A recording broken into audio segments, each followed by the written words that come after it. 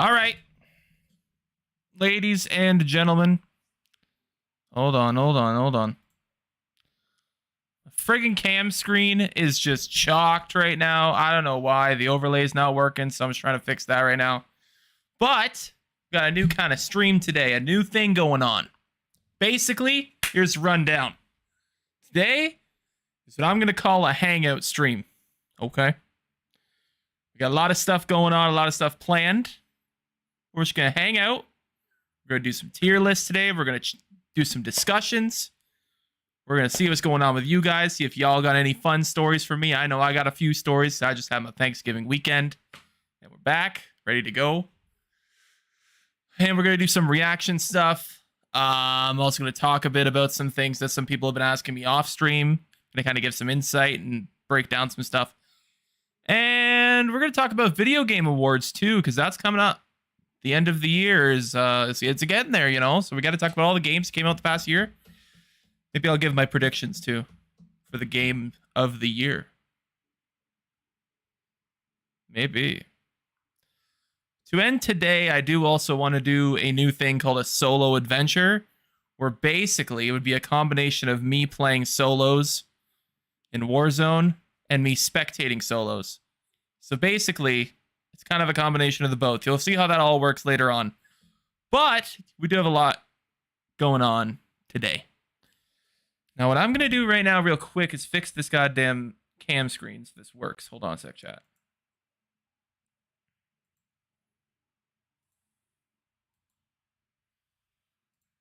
I'm just going to say screw that today. And we're just going to do this.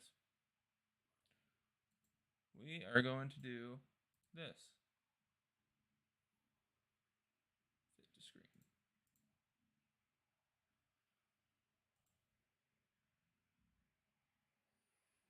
Now. All right, so we're just doing this today. My overlay's not doing too well for some reason, so I'm not sure what's going on with that. But we got full screen cam rolling then. I guess that's what we're going to do. But like I said, chat, it was a lovely Thanksgiving weekend. I know some of y'all are American. Your Thanksgiving's in November. I'm jealous. So your Thanksgiving's awesome because there's lots of more football on like Thursdays. I think you guys do like 3 games of football on Thursday or something. Yeah, Canadian Thanksgiving, you know, we get nothing. Most places are closed. Sports doesn't change at all for us. Yeah. We basically get a Monday Night Football game. That's basically what we get because it's on Monday, Thanksgiving. So, and I mean, this past one was actually pretty good because it was the Raiders and Chiefs. That was a good game. Man, the NFL's been a whack, though, this year, huh? Yeah, any of you football fans, bro, the NFL has been a whack. This whole new thing about the roughing the passer calls they're doing now that are not actually roughing the passer calls is crazy. I mean, they nearly cost the Chiefs the game. Now, I'm not the biggest Chiefs fan in the world, so, like, you know, I was kind of like, oh, Chiefs, they're going to lose, haha, but, like, god damn, man. Like, I understand that they want to protect quarterbacks, right? They want to protect quarterbacks and make sure they're okay and make sure they don't get injured. Like, Tua Tagovailoa literally got destroyed. That's partly due to the coach being a dum-dum and putting him back in the game. Partly. But he got hit pretty hard in both the times that he got concussions. So, that's kind of fucked. Tom Brady literally got handed a win because of that. So I wasn't too impressed with that. But this past weekend wasn't the only time there was football in the past 7 days. Because there was the Thursday game. And I haven't actually publicly really addressed this on stream talking about the Broncos' performance in the game last Thursday against the Colts. Where do I begin? Where do I begin talking about the goddamn Broncos and what the hell's going on with this team? I'm literally in shambles. I predicted this team was going to go, I think I said 13 or 14 wins. Yeah, we're shocked. Like, we're 2-3, and we had all the expectations in the world with our new quarterback, Russell Wilson. Yay! We finally got a quarterback. Time to be a playoff team again. And now we're losing to the goddamn Raiders and goddamn Colts.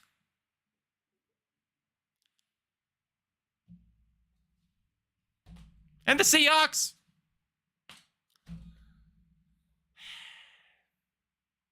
You know whose fault it is, chat? I'll tell you whose fault it is.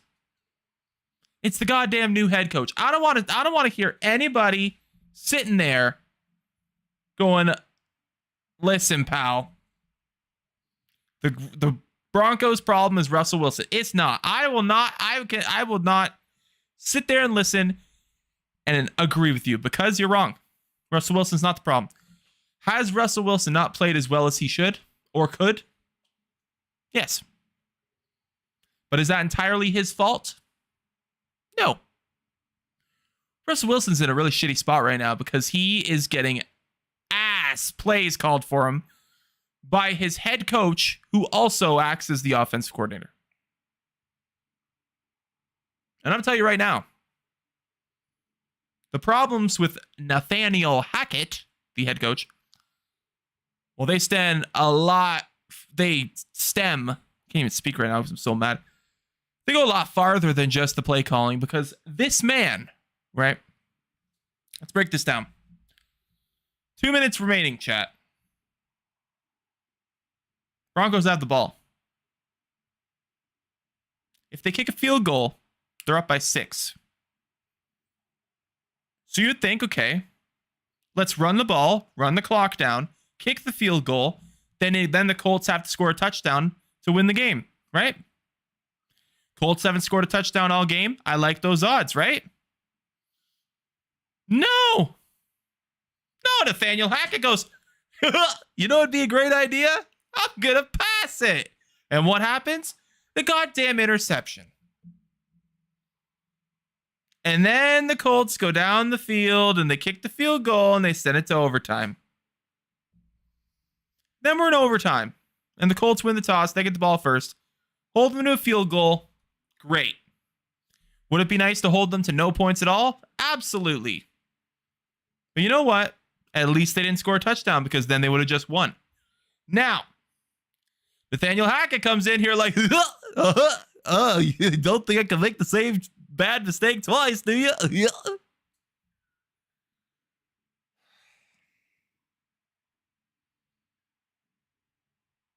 The Broncos march down the field. Right? They're in the red zone. It's good. Love to be in the red zone. Broncos have a 4th and 1. Okay. If they convert this, they'll have 4 more tries at a touchdown. Okay, touchdown will win the game, right? Okay. Or they could kick the field goal and then the game continues, right? I think the field goal will be the safer bet, especially when the defense is playing really good all day. And guess what? Nathaniel Hackett goes, no, we're going to pass.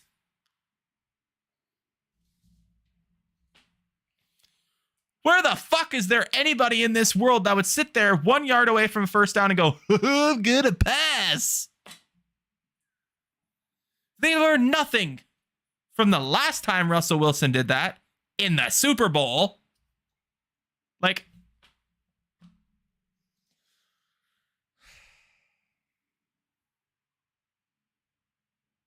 it's all down to decision making. It's all down to decision making. And God damn it, Nathaniel Hackett keeps making the Broncos lose because of decision making. It's like this man just doesn't want to play. Doesn't want to win. He wants to be fired.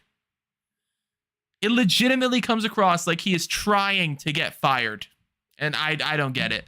As a Broncos fan, I am pissed. Oh, but it was a very good weekend of games, though. I mean, I'll say this about the NFL this season. I think, arguably, this is one of the most entertaining NFL seasons so far in a long time.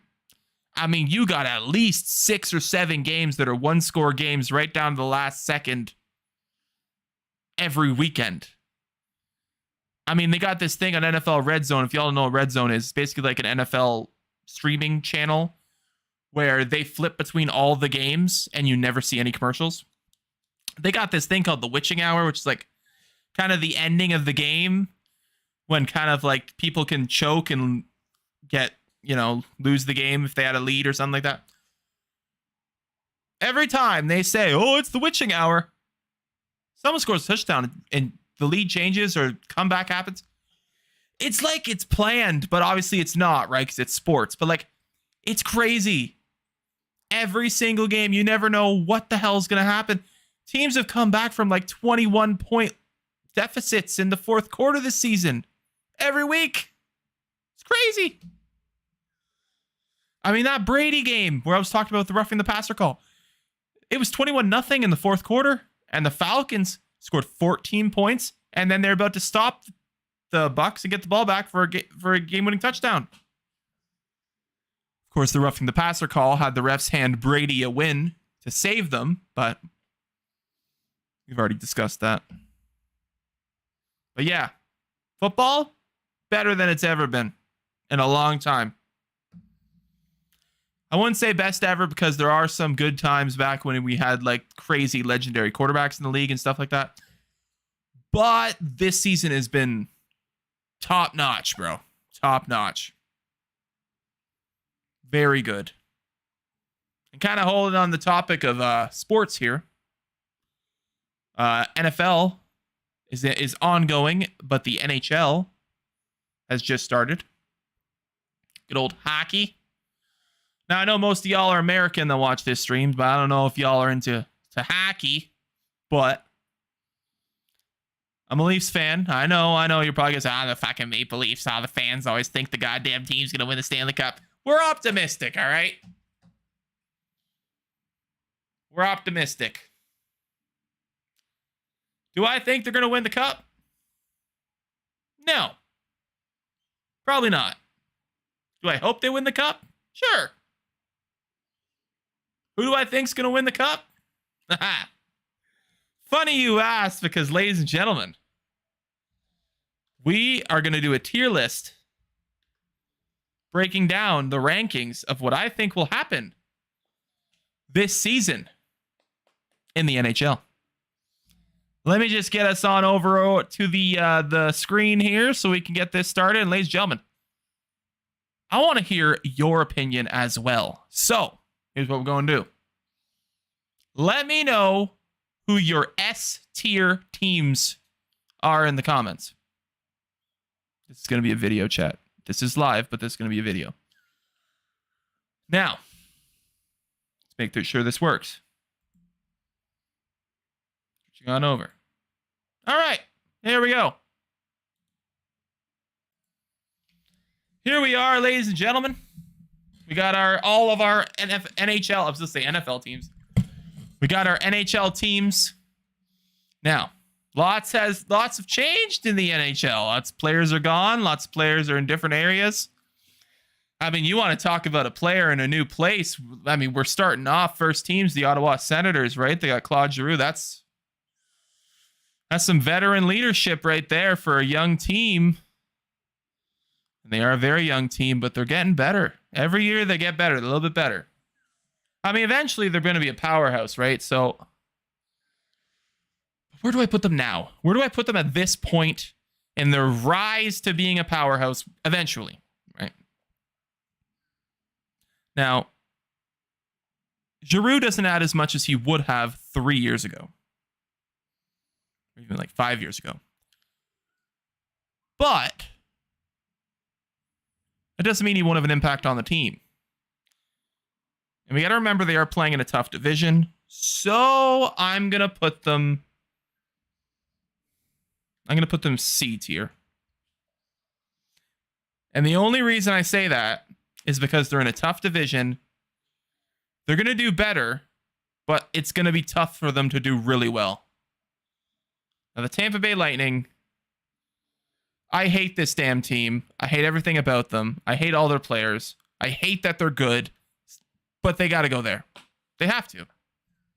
I hate them. I despise them, but they're probably going to be either in the conference final or the Stanley Cup final, and they got like a 30% chance of winning it. So, yeah. Next up is the Seattle Kraken. Well. This little expansion didn't work out the same as Vegas, did it?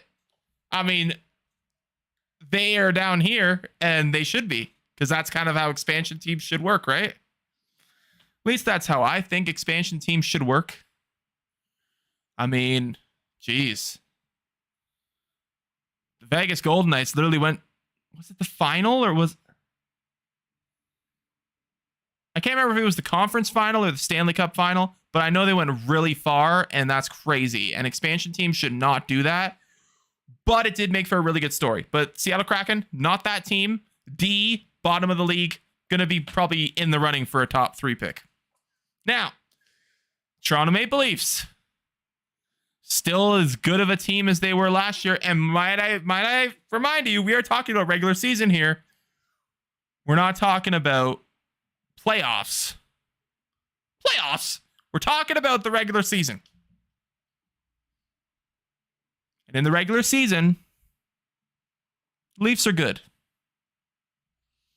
Now, they're an S tier, in my opinion. But I don't think they're better than Tampa, obviously. So they're going to be below Tampa, but still an S tier. The New York Islanders, another good team. Now, the Islanders are very interesting because they've always been one of those teams that's kind of all around good. But on a piece of paper, they don't stand out to you like a powerhouse. Like, it's weird. They have this almost methodical way of just being consistent. Consistent. Yes, I said that right. I'm gone. I can't speak today. They have this way of being consistent and winning games without being too overly flashy. They're one of the best teams that actually plays as a team and isn't like one guy getting all the goals, one guy getting all the points. So, but are they an A tier team? I'm going to put them in B, but they have the potential to move up to A as we go farther down the list. Boston. Fortunately, not the team they used to be, but they still got the top line together, so that counts for something.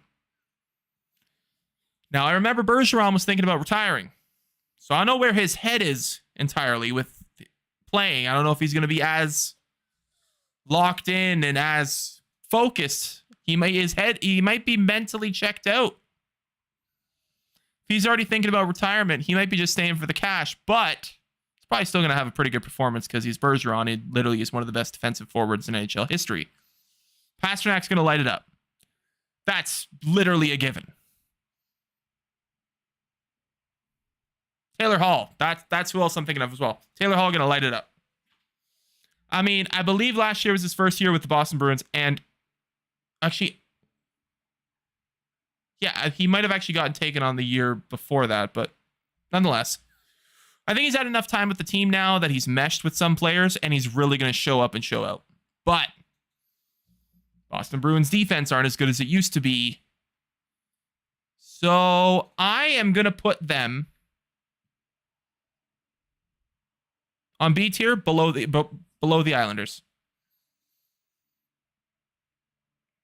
I wouldn't be surprised if they performed a little better than that, but I wouldn't be surprised if they performed worse than that too. The Dallas Stars. God. They got some great players. They do. I mean, Sagan is a shoo-in for getting you some good points, point totals. Had some years where he didn't perform as well as he could, but you can't ever check him out, so it's tough. They have pretty decent defense. And that helps them win games.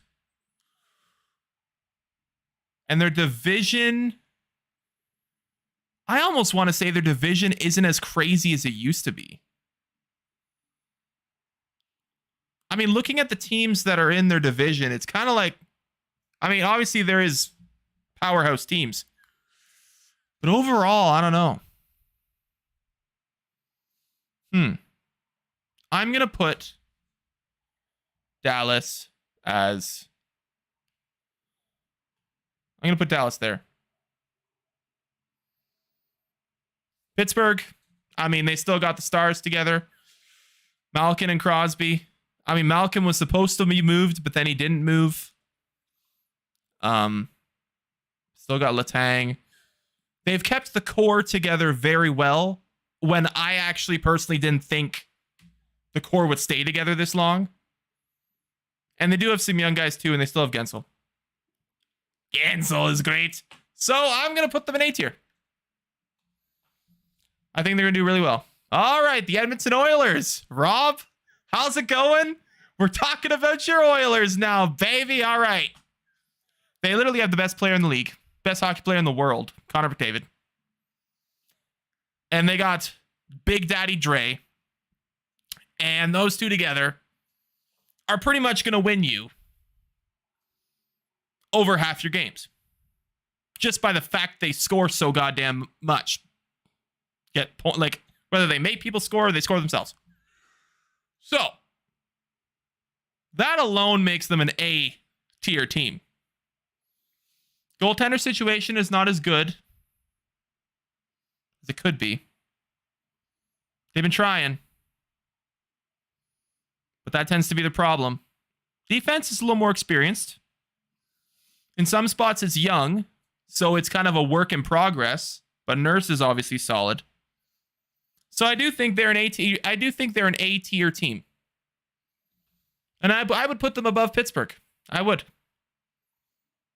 Now the St. Louis Blues. That's another. St. Louis Blues are another team that I would call one of those all-around consistent teams that can get the job done, but they're not as flashy. Now, would I put them above the Islanders? I'm going to put them above the Islanders, I think.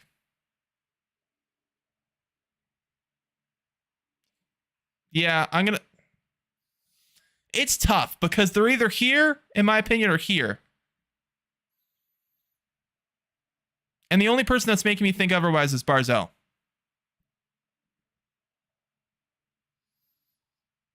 You know what? I'm going to put them there. But I feel like either spot is kind of where they are. The Anaheim Ducks. Young team. In a bit of a rebuild. But not to the point where they're complete dog shit. They're not worse than the Kraken. But they are worse than the Ottawa Senators. So I'm going to put them there. The Montreal Canadiens. I want to say this before I start talking about this team. Habs fans can fly a kite. I hate the Montreal Canadiens, but you know what? Got some good acquisitions this year, but Carey Price is done for. I mean, assuming that he doesn't come back. But they did get some good acquisitions. They do have a lot of young players that are constantly getting better. Their team's improving. How much have they improved? And we also got to take into account they are in a tough division. They are in a tough division. So, I think I'm going to put... Actually, I'm going to do this. Space things out a bit more. I'm going to move the Islanders up here. And I'm going to put the Canadiens here. That's what I'm going to do. Moving on, the Arizona Coyotes. I mean, they're not as shit as the Kraken. But they're not much better. in my opinion. They're young. They're a work in progress. And one day they might get there. I just feel like there's so much drama around the team with their location and trying to actually get an arena for the team. Like, I just don't see how that can't have an effect on players. I don't know. It's kind of a mess of a franchise, and I just don't see them ever being good. It's tough. So I think that's a pretty safe answer. The Detroit Red Wings. A very, very young team. Very young team. And one day, if all their players turn out, this team's going to be nasty one day. And that day could actually be very soon. But are they C tier worthy? I'm trying to think of who else we have. You know what? I'm gonna put them C tier. I'm gonna put them C tier. Calgary Flames. Now, the Flames traded a lot of players away. Like, most of their starters are gone. But they did get people back in return. Made some other moves and kind of rebuilt very, very quickly. In one offseason, they really just kind of rebuilt back into a potential playoff team. And they are in a division that, despite all these moves, they still could make a playoff run happen. So, I'm going to put them here.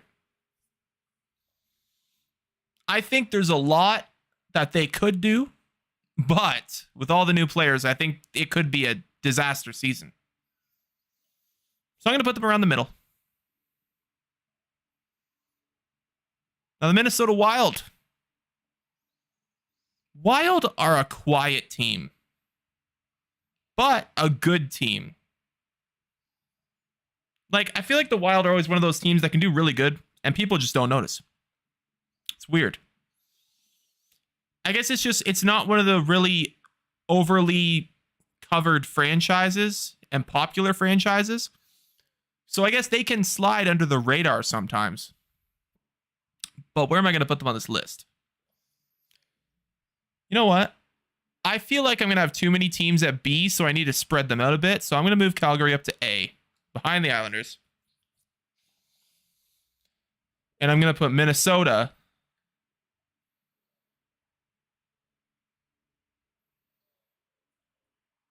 I'm gonna put them at the top of B.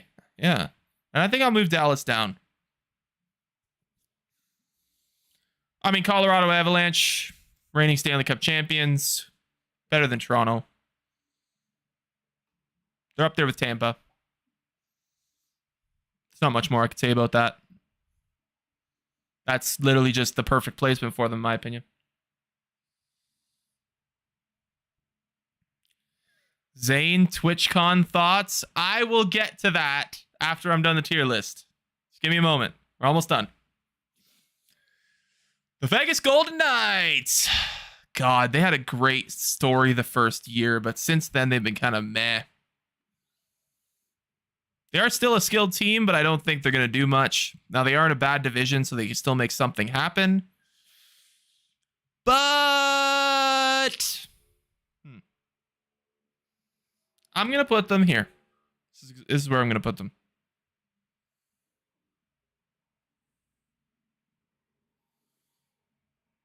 There. I don't think they do as well as people think they're going to do. I think they have an off year. They're going to be a playoff bubble team. And I think that's a perfect spot for them. The New Jersey Devils. Not that great, to be honest. I think they're the literal definition of a C-tier team. I mean, they got a lot of young guys, but I don't think the young guys are really that much stars yet, in my opinion. It's kind of ironic that I said that because they're behind the stars. But one day, I think the New Jersey Devils have a great chance of competing. But I just don't see it right now. I just don't. You know what? I'm actually going to even put them behind Ottawa. I think Ottawa's at this point better than New Jersey. But I would put them on the same... These three teams are kind of in the same boat right now, in my opinion. It's tough to rank these three, but I'm going to leave it like that. Washington Capitals. Another great team. Consistent, solid. They still got Ovi. That accounts for something. Yeah, they're an A-tier team.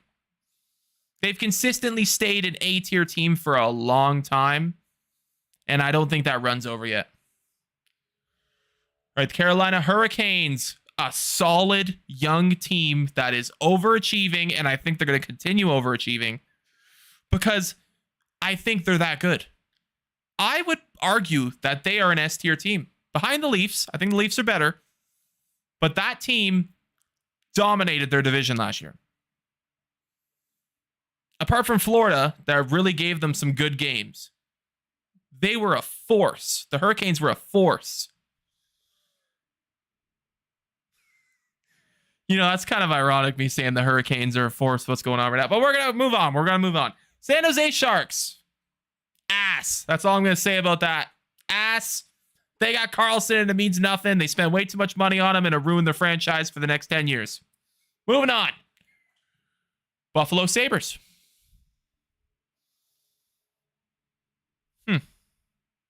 Young. Very young. Green, to put it in wrestling terms. But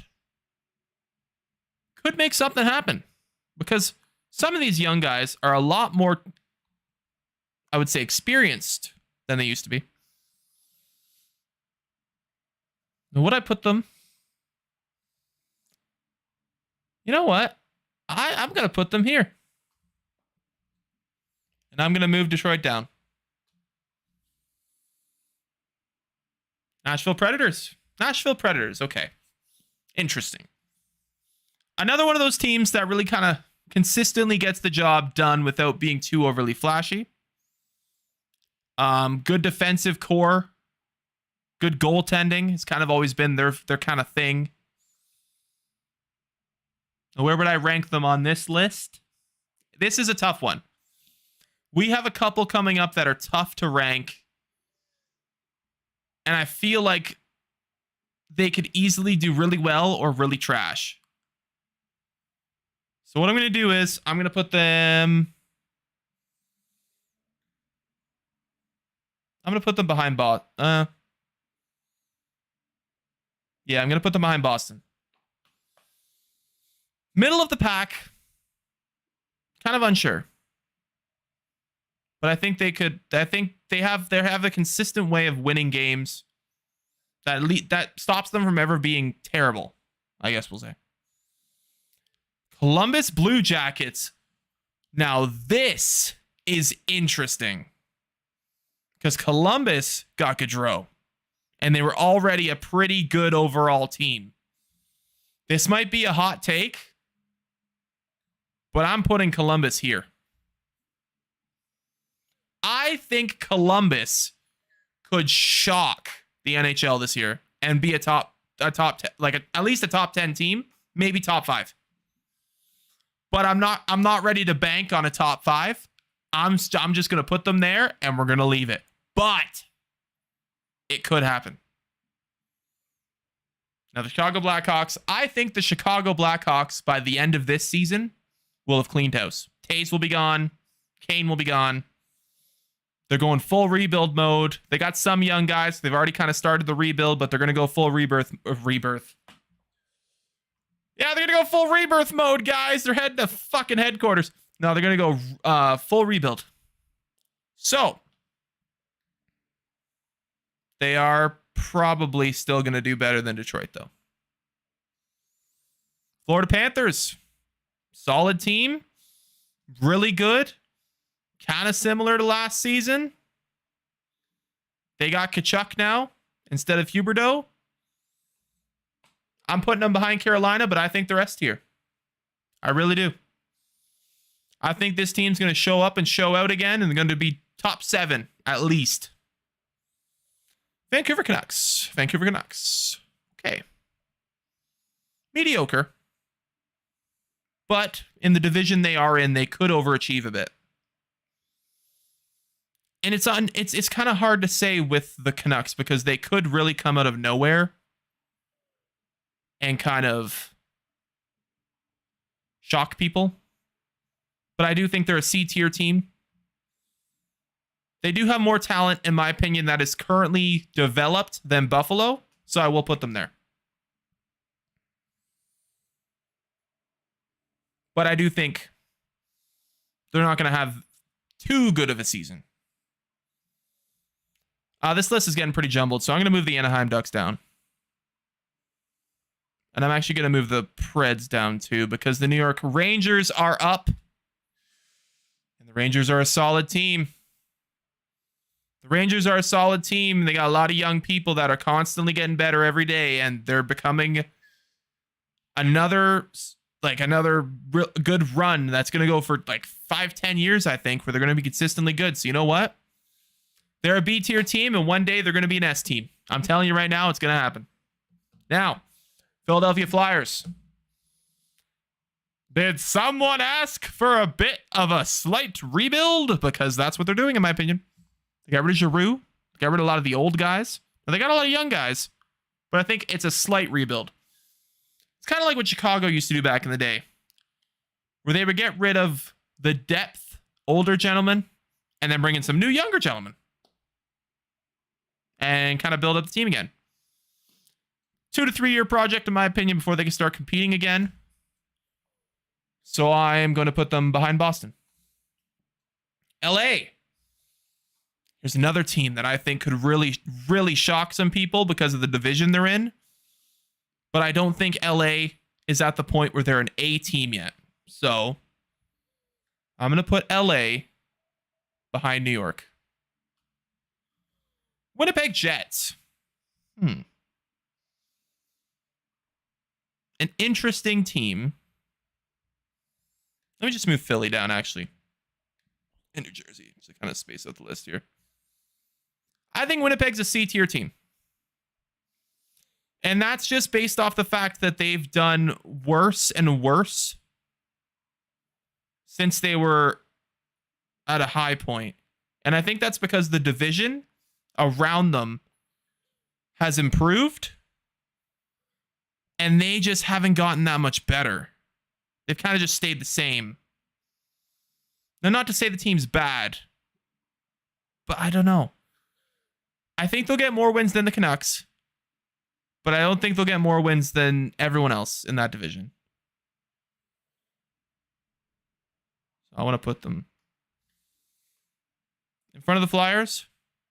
Yeah, these two will be pretty close, in my opinion. All right. I think that's it. And might I say, chat, some of these teams in A tier could very well move up to S tier. Like Edmonton, if they acquire Patrick Kane, they're moving up to S tier. If the Columbus Blue Jackets get on a roll, they're definitely an S tier team. But I think this is a fair assumption of the rankings of how the NHL is going to work out this year. I think it's a fair assumption. I do. I think it's a fair assumption. But let me know what you think, guys.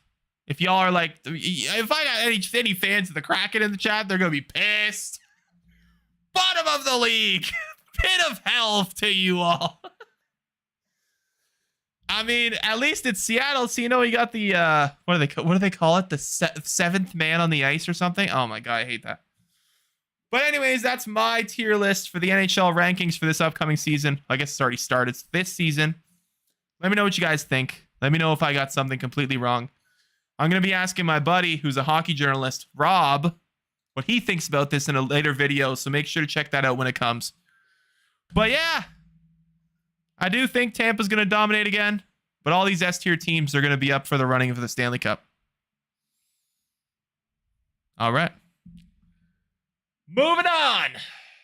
Now, TwitchCon. Heard about this.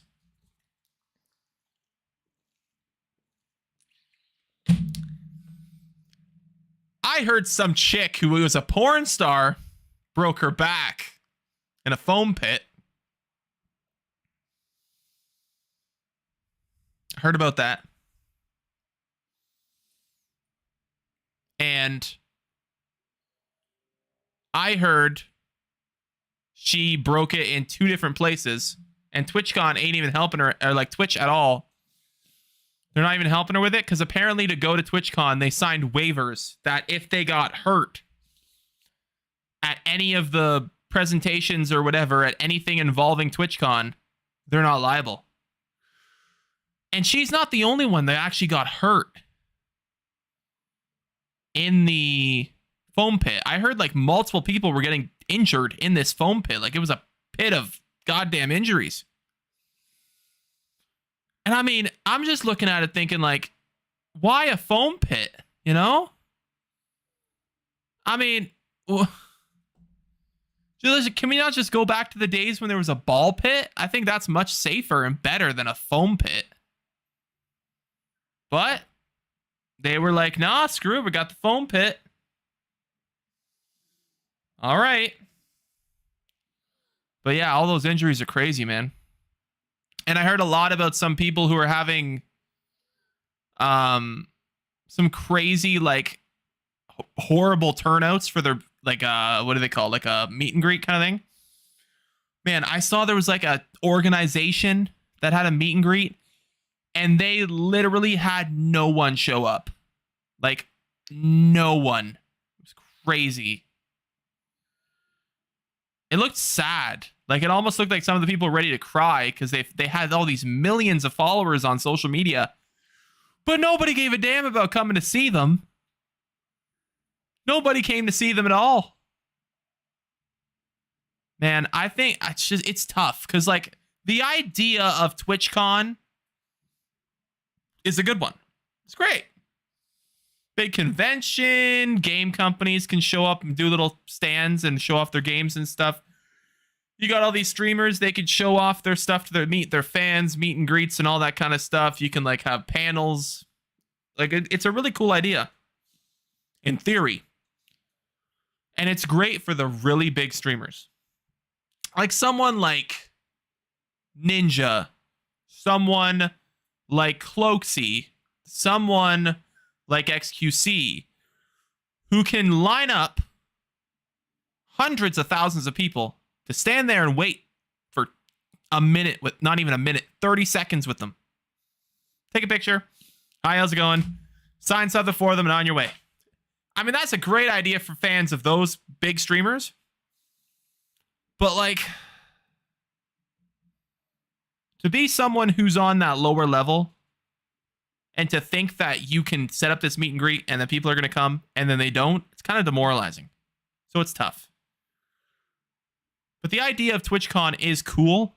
I just think it should be more than it is right now. I think it should be expanded to not just TwitchCon. I think Facebook, Twitch, and YouTube should come together to do a massive, add TikTok in there, a massive like online stream/content creation convention, right? And I think it should be combined with something like E3. You do it at the same time. Maybe this streaming and the content creation convention could be outside and all the E3 stuff can be inside. Man, if they had that and they stretched it out over 3 or 4 days, it would be a gamer's dream to travel there and be like, so you can check out all the new games coming out. You can check out game stands. You can check out demos, the gameplay, big reveals. Then you got all these streamers here, the meet and greets, the exclusive merch, all that kind of stuff.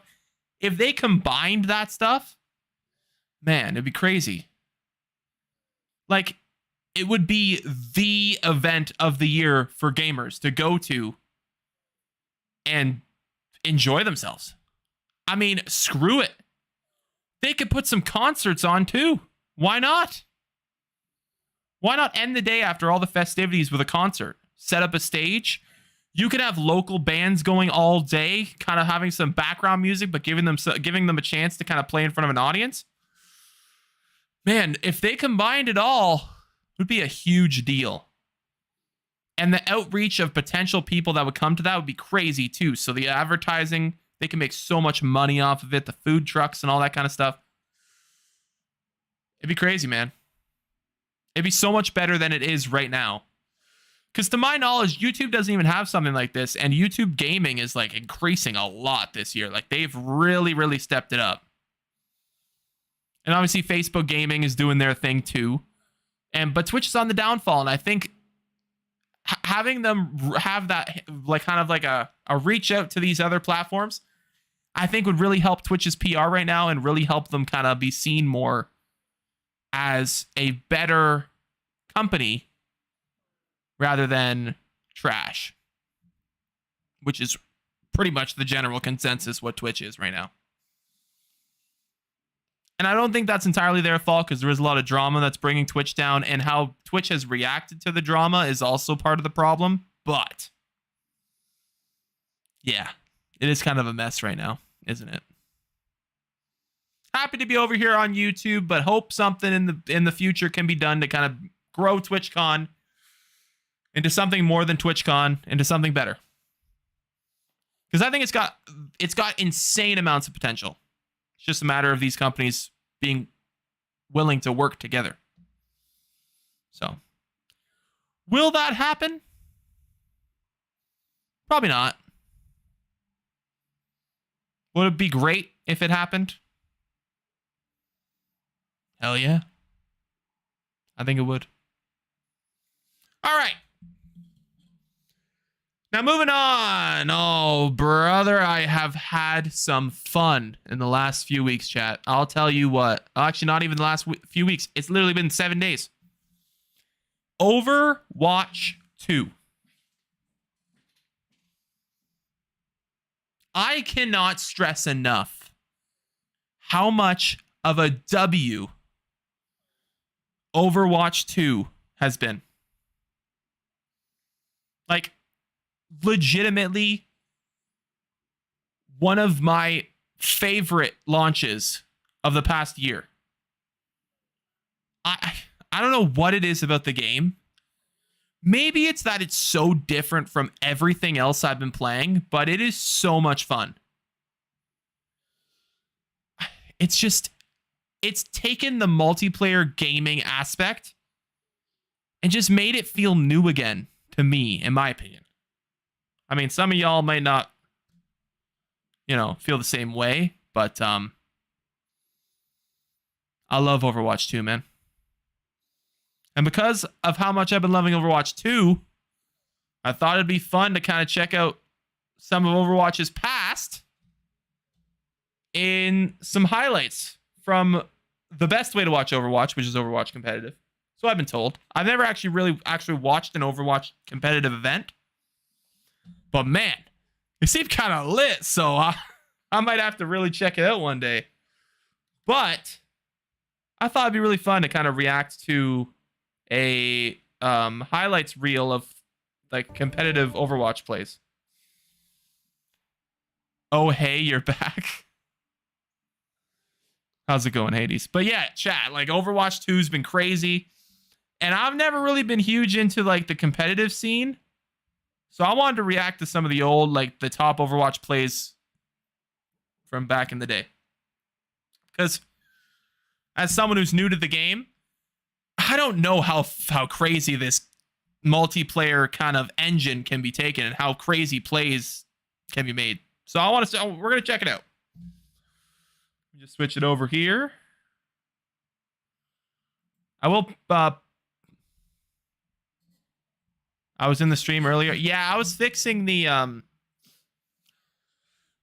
my internet was messing up and my one cam overlay was messing up. So I literally just said screw it to the cam overlay and had to fix the internet. So I thought it was on the intro screen, bro. And I looked up and I saw it was on the game scene. I'm like, oh, shit. That's an L. All right, chat. We're gonna watch this. We're gonna check this out. Overwatch, top 25 Overwatch plays of all time. Now, I believe this is competitive Overwatch plays. They might have squeaked in a few that were not competitive, but we're going to check this video out. Now, just want to Make sure y'all can hear this. It should work. Let me know if y'all can hear this. Fight, and then we'll use Zarya on the next fight, and you can kind of stagger those ultimates. I wonder. The audio's very quiet.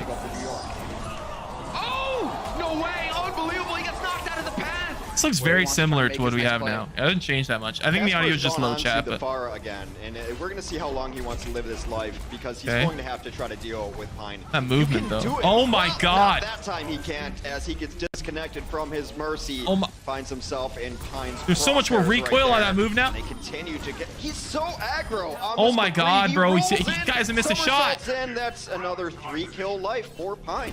Okay, so in the span of 25 seconds. Oh my God! I can't even finish my sentence before he kills someone else. The frame can take the boost pad up. Okay, Tracer. All paths are open to him, and that is one way of getting in on numbers, and he does! Ethan goes down! Just when you think you're safe from Defran, the anti-air Wait, what Tracer the hell? This man just teleport up with Tracer? Huge.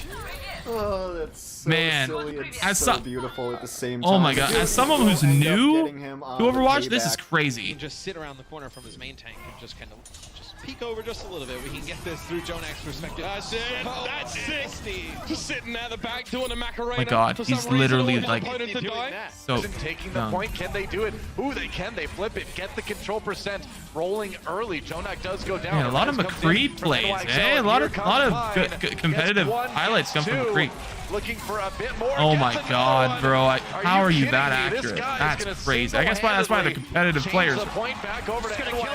Oh my God! Okay, Pine, big boss Pine. Every kill was a headshot, bro. All right, Riptire coming through. They're gonna back off and see if they can locate it. I hate playing as this. Are you kidding me? Can this guy do more impressive? What the hell was that? I feel like I've seen the top Jaehong. Dude, he just killed Junkrat's ult. Hold on, I want to go back. What the hell?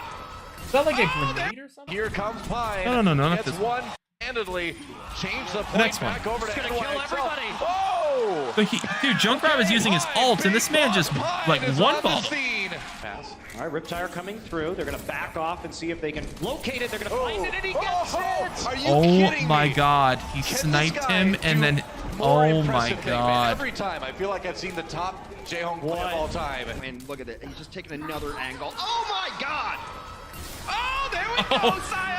Triple kill from him. Do it. Hit the other one. Oh, I thought he was gonna get. Oh my God. Get out, Valiant. It's ridiculous, bro. Holy Brigitte shit. shield right in front of Saya. So everyone, you know Headshots that he's only? your pocket. You Show know me. that he's Do the it. carry, and everyone's in on the action, and that's why. He makes it look so easy. Unbelievable. Just not missing a single shot. All headshots. All headshots. Gets one. Fact fiction gets. Now, mind you, chat, we only see them through the walls because it's the competitive, like, spectating POV. So from their side, that guy didn't see them through the walls, obviously. That's crazy. I can't believe that, bro. Transcendence now for Germany as they try to stay alive on the point. Jake misses the helix rocket. Oh, but the headshots are real. Internet Hulk a little bit Soldier's low. lit. Get this one. It's a big kill. And the U.S. coming in now. Okay, here's Damn, the bro. Jake really opening up an opportunity for the United States to possibly win this one. They've got a little bit of control meter building. This is the nightmare. Jake has no pressure on them. Germany has to get onto that high ground and convince him. No one's even focusing on him at all, man. He's just... The man is just being left alone to just murk everyone. Oh, wow. They got just enough damage on him, just in time, and the control meter nearly there. Just one. I think these guys don't even know he's there. And the U.S., they've done it. They are going to BlizzCon. As you're That's about crazy. to see with the infrasight and nailed the shots. Not destroys many London. Widowmakers would go for this play. Yeah, but Pine would. And he just absolutely nails it here. Even the machine gun, What? what a flick. Are And you another serious? one. Bro, the flicking is crazy. This guy's a living highlight reel, man.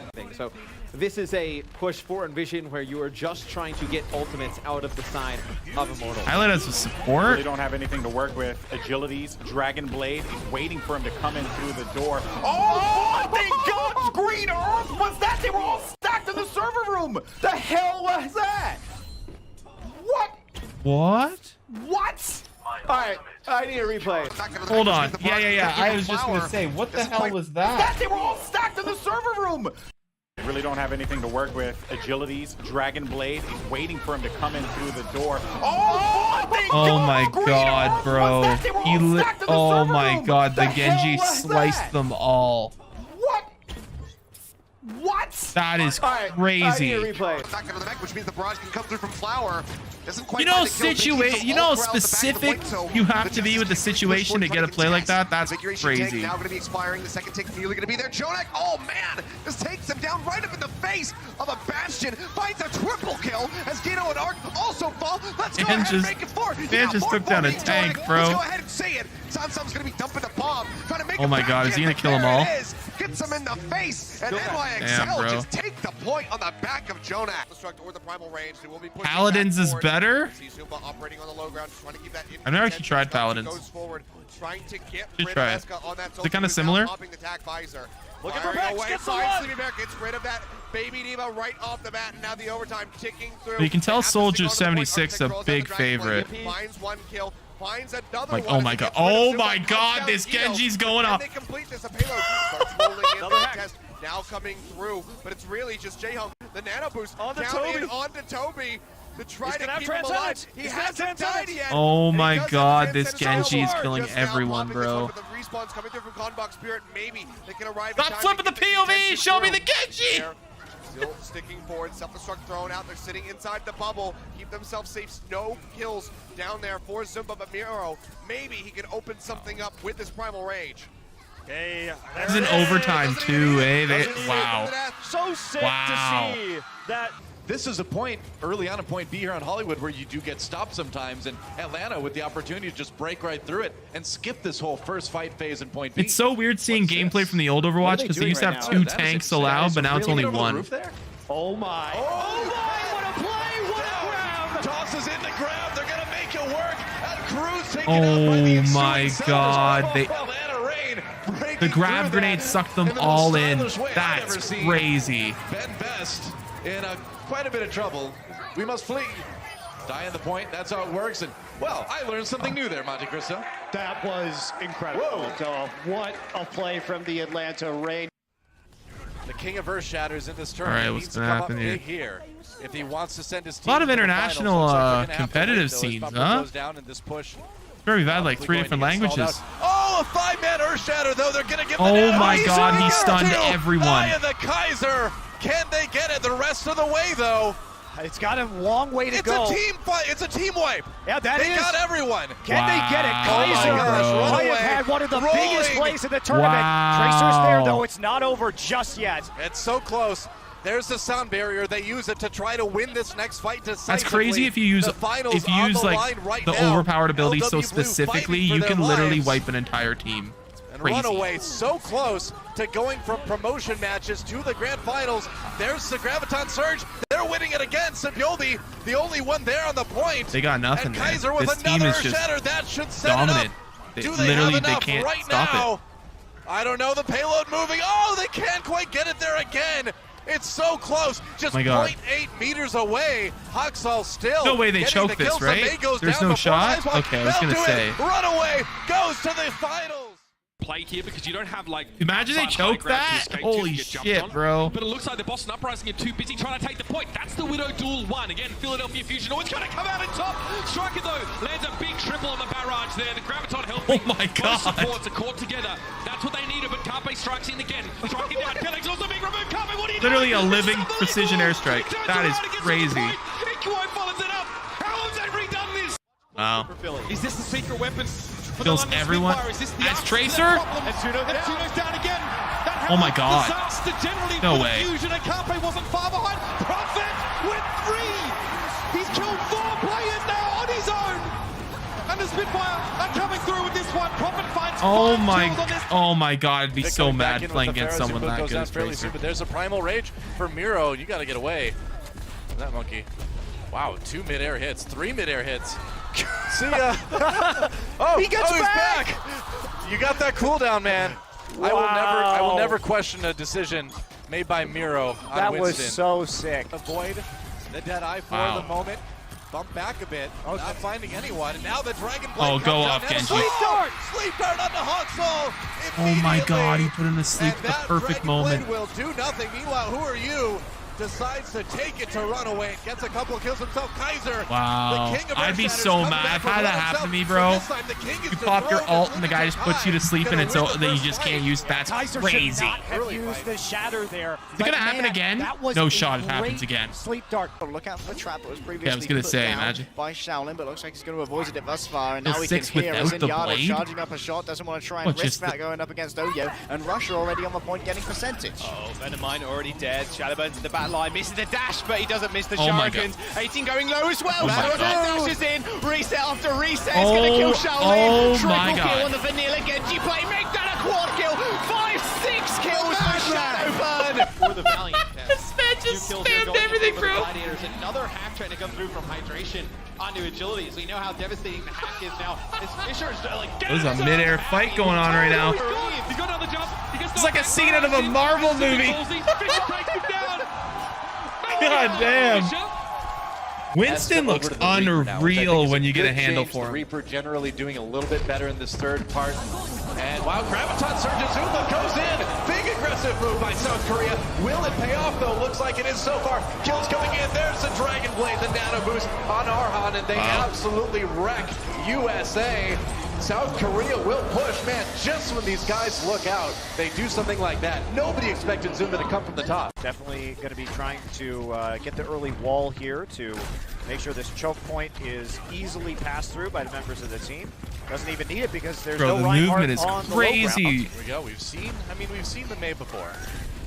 Libero. Just looked pretty good on it. Backing away now is Meta Athena coming around the long way, taking the high ground. This is a very clever approach. Wow, they're all They're teamed gonna boost up. and Oh my god. Wow. and then come back down onto the low ground. That is Bro, a very but creative Reaper's attack here from players Meta are Athena. crying. They're, this is the definition of hand-holding, and I love it. Oh my god. Here. We'll see who comes out on top. Get them all killed. Player picking up a kill there. Adam kind of on his own. Trading pretty evenly at the moment. He's Melted still that alive, even though he's very low at the moment. They're going to clean this up. That's this is that. going to be a wipe here from Wow. Meta Athena. Going to be a long flank, actually. Very long. Number 2, Payload Meta is Athena's not over Dorado there. attack. It's okay. They're going to try and take the high ground up. Yeah. They're going to boost on top of the high ground. What is this? What is this? They're I all love you, What Meta is this? Athena. Meta Athena coming down. Lutakai has no idea they're coming from this Oh angle. my god, the full They don't thing back just did a up, though. They had flank. a That's hunch that something was crazy. going on. Oops, they get walled off during the Reinhardt charge, though. Scramble That's time. crazy. A Lutakai full team trying flank. to Oh my hold. god. Nano boost on both Reinhardts. Libero firing away with those right clicks. And they find themselves in the defensive. Meta Athena getting the kills they need. You know, By the way, look at Saya players' positioning. This Notice is how he's kinda on the what high I ground like. on the opposite. about Overwatch though. This one, the clip they just showed. So this team got flanked, right? Completely flanked around. They got fooled. They didn't even know they were coming from behind. But they're still kind of in it, and they're still fighting. Now, they are at a disadvantage because they got flanked, but they're not just dead, you know? They're not just screwed. And I like how, despite simple outplays like that, you still have a chance in the combat. Like, it still feels like you have a shot at winning. And I love that. I love that that's a thing. Inside. So everybody great. else slipped over the top of the roof. And because of the payload positioning, they kept Saya player hiding. I mean, they got so that you would messed get a up, but crossfire from the still- high they ground. still were That is actually brilliant. not instantly dead like in Warzone. Kind of ask him what he can't. All right, the number one play. Let's so see many it. different heroes that he can sort of bring out. Hanzo was very effective. Okay, I like this from the Gladiators. This is cute. They're gonna try and circle around. The Spitfire want to interrupt this a little bit here. Where are you going? Where are you? Oh, the high ground. Oh, this is so nasty. Showforce chilling in spawn. What is So he's waiting this? here. He can sort of walk out. What does he try to do? I think he's going to either switch to Widowmaker. Yep. He's going to be the play. He's going to switch to Widow. I'm gonna call this the merry-go-round because it makes me laugh, makes me happy, and Showforce No. switches to the Widowmaker and just Oh my god. Closer drops down, and it's a day at the shooting range for Lane Roberts.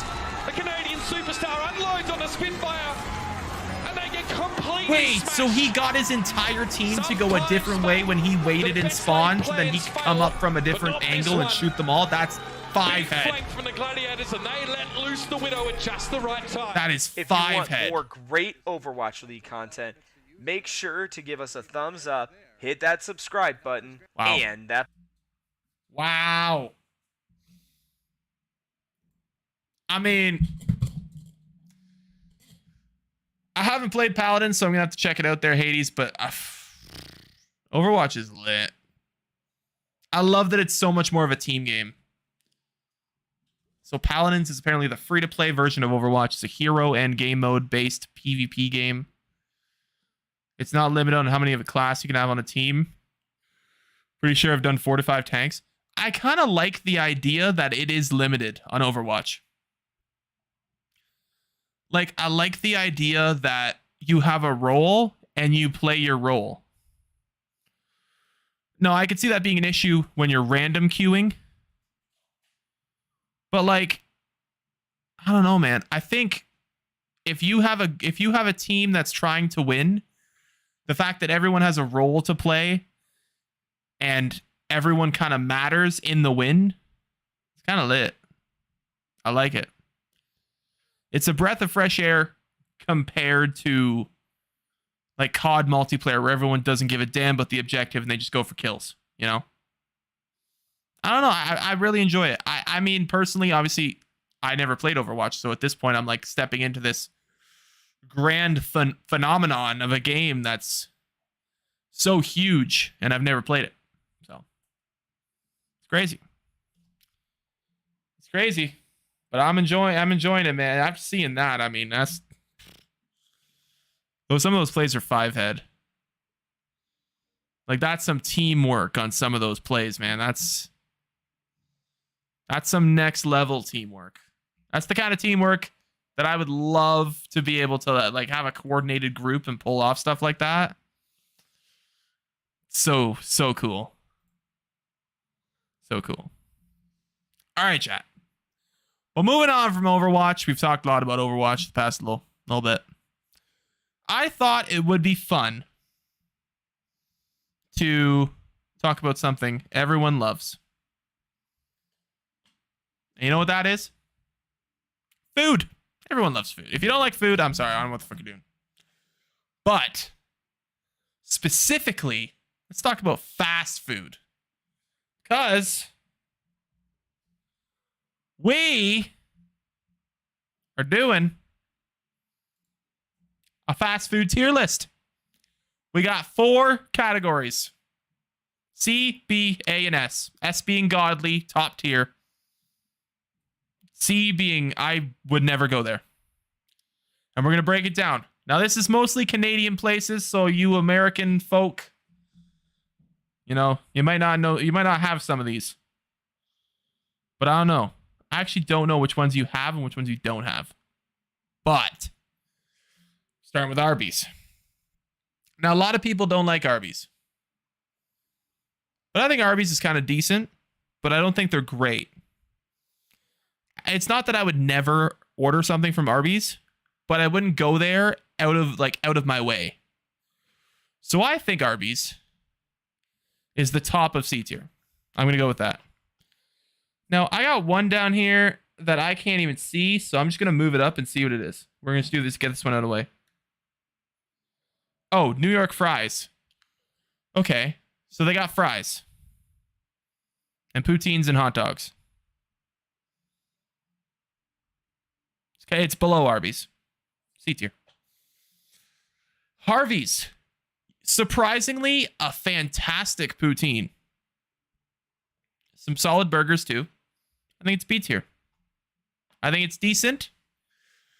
You know what you're getting at Harvey's. It's kind of like a burger place, but they actually have some of the best poutines for like a chain that I've seen. It's really good. Fantastic. Moving on to Mr. Sub. Obviously, the lower tier for sub locations. But not terrible. I don't think it's C tier, but I don't think it's going to be anything higher than the bottom of B.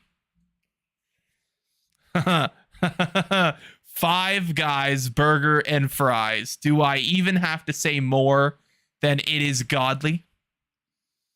Now, It's expensive, but you get what you pay for. Now, the burgers are customizable. They're crazy. They're delicious. Their fucking patties are thick and juicy and great. And then the fries are so good. They're unhealthy as hell for you, but they're so good. And then they just, after you get your order, they just take a big scoop of the fries and throw it in the bag. You literally get double the fries. Like, you can literally get a small fry and get the amount of a large fry at a regular fast food place. It's crazy. Five Guys is goated.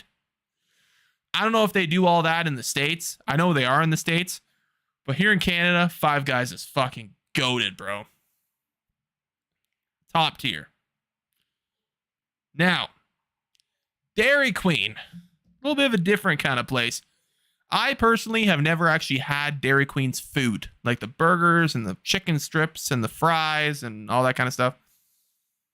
I've never had that part of them. I've only had the ice cream, and the ice cream is lit, but I don't think it's goated. I don't think they have enough to be goated, but I do think they're enough to be A tier. I think that's fair. It's an ice cream place that has like regular food as well. Moving on to Little Caesars Pizza, a very, very solid pizza place, but only if you get certain pizzas. The deep dish is the best, but if you get their normal pizzas, they kind of taste like cardboard. So they're kind of lower B tier in my opinion.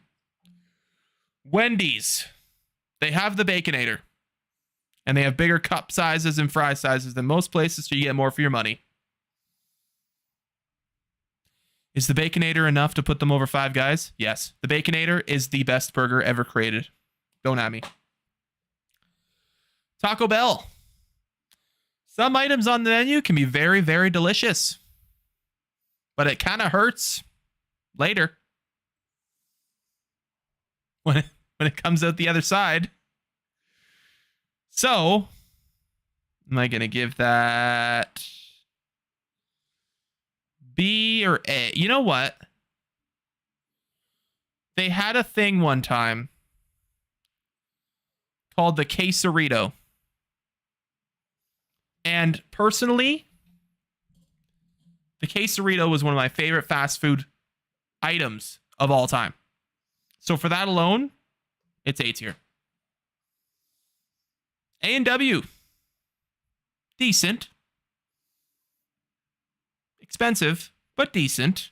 The Team Burger's a classic. The breakfast is pretty decent too, but it's not exceptional.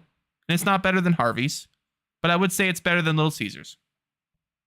Burger King. Ladies and gentlemen, Burger King is goated. It is. It just is. And I will not hear different. Burger King is the most underrated fast food restaurant in the history of fast food. They have such a bad reputation while having some of the best fast food burgers in the game.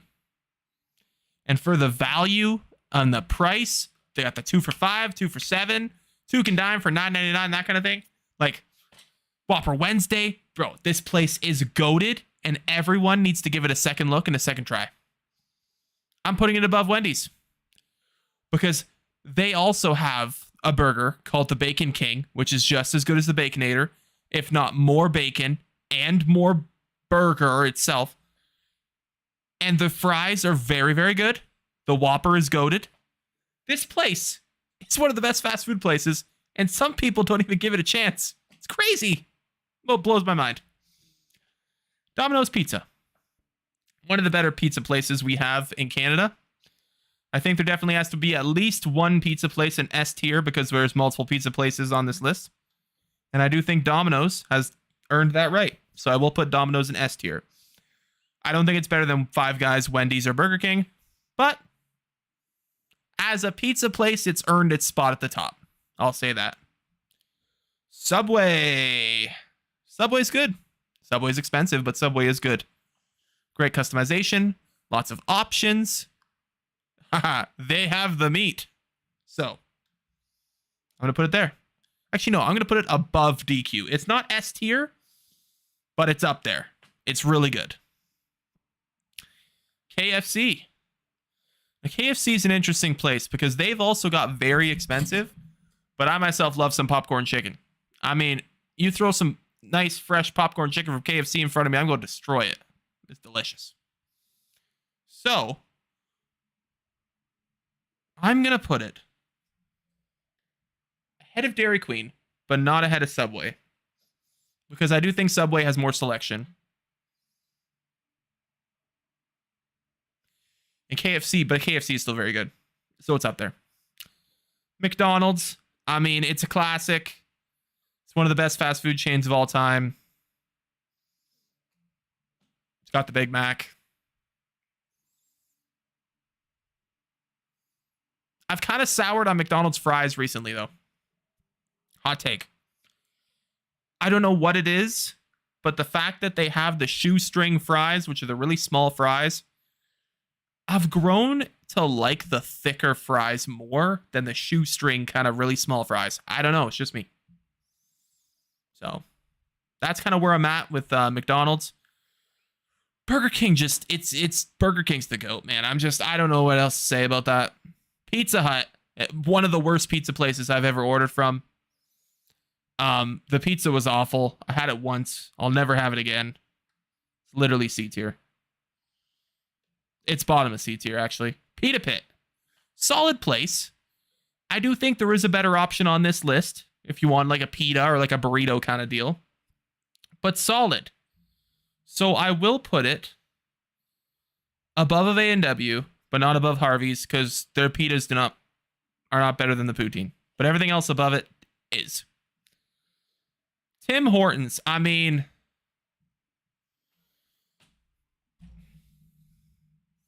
you're not Canadian if Tim Hortons is not at the top of your list for Canadian fast food places. The most iconic restaurant chain in Canada. Because they consistently deliver on coffee and tea and donuts and muffins and everything. Their sandwiches are highly underrated. Their soups are great. Their chili is great. Do they have too many menu items sometimes? Yeah, fuck yeah. They got way too many. But we haven't even mentioned Timbits. It's iconic. It's hard to beat. And it's a different kind of restaurant too, because it's not going to have your burgers or your pizza or anything like that. But Tim Hortons in Canada is goated. I don't know about America. I don't know about Tim Hortons in America. I mean, I'm sure it's probably lower tier because y'all got Dunkin' Donuts. But in Canada, Tim Hortons, top level. Now, Topper's Pizza. The pizza's decent. It doesn't feel as premium as Domino's, taste as premium as Domino's, but it's decent. I'll put it A tier, but below. Mucho Burrito. Expensive, but better than Taco Bell. So I'm going to put it here. And there you have it, ladies and gentlemen. That is my Canadian fast food tier list. Now, some of these are hot takes, so I want y'all to let me know in the comments if you really disagree with some of these. I think a lot of people are going to disagree with me on the Burger King thing. I think y'all are tripping. Burger King's the GOAT. Don't at me. That's the end of that. The Whopper and the Bacon King above all. And they copied the Big Mac. And they made it better. They got the Big King XL. It's literally a Burger King version of the Big Mac, and it's better than McDonald's Big Mac. Don't at me. It is. I won't let anyone tell me different. Burger King is underrated as fuck. Let me know what y'all think. Because I think Burger King, goated. I mean, all the places in S tier, I feel like, other than Burger King, are pretty straightforward. I don't feel like anyone's going to argue. So. But yeah. I think it's fair. I do. I think it's fair. Would I change anything? No. I was contemplating putting Mr. Sub down to C tier because it's just not on the same level as Subway. But I don't think it's bad. So I think it stays. That's fair. All right. But that is my my opinion on Canadian fast food places. I mean, I could do an American one day because I know some of y'all are from America. But like, I feel like there's so many American fast food places that I've never been to. So like, I have no idea. So, but for Canada, for all my Canadians, Canadarians, or whatever the hell you want to be called these days. Oh, some people heard some people have some messed up names for Canada. I think I heard someone say we're Canada. That was a funny name, Canada. Anyway, moving on. But that was my stuff. All right, we're in October. Oh my god, I almost said we're November. We're almost in November. I mean, at this point, we're almost halfway through October. It's crazy. But coming up is going to be the Video Game Awards. Now, there's been a lot of stuff this year about like good games, disappointments, bad games, some games that didn't deliver. I mean, obviously a lot of these awards are not going to be real awards because I want to break down what I think is the biggest disappointment of the year. Biggest disappointment of the year. You got Battlefield. You got to talk about Battlefield. You have to. You must talk about Battlefield when you talk about the disappointments. And then you got Vanguard. Call of Duty Vanguard. It was a major disappointment when it came out. Then what else do you have? I can't think of anything else off the top of my head. But I think Battlefield wins it. I think Battlefield is the most disappointing game of the year. Now, for all of what I'm going to say here, if y'all disagree and you think there should be a game that should be in that slot, let me know down in the comments. But Battlefield, most disappointing game of the year. I think for sports game of the year, I don't think it's even a competition. That I think MLB, the show, 22 should like clean sweep sports game of the year. I know there's a lot of FIFA fans that are probably going to disagree with that because FIFA is such a big game, but MLB is just so above everything else.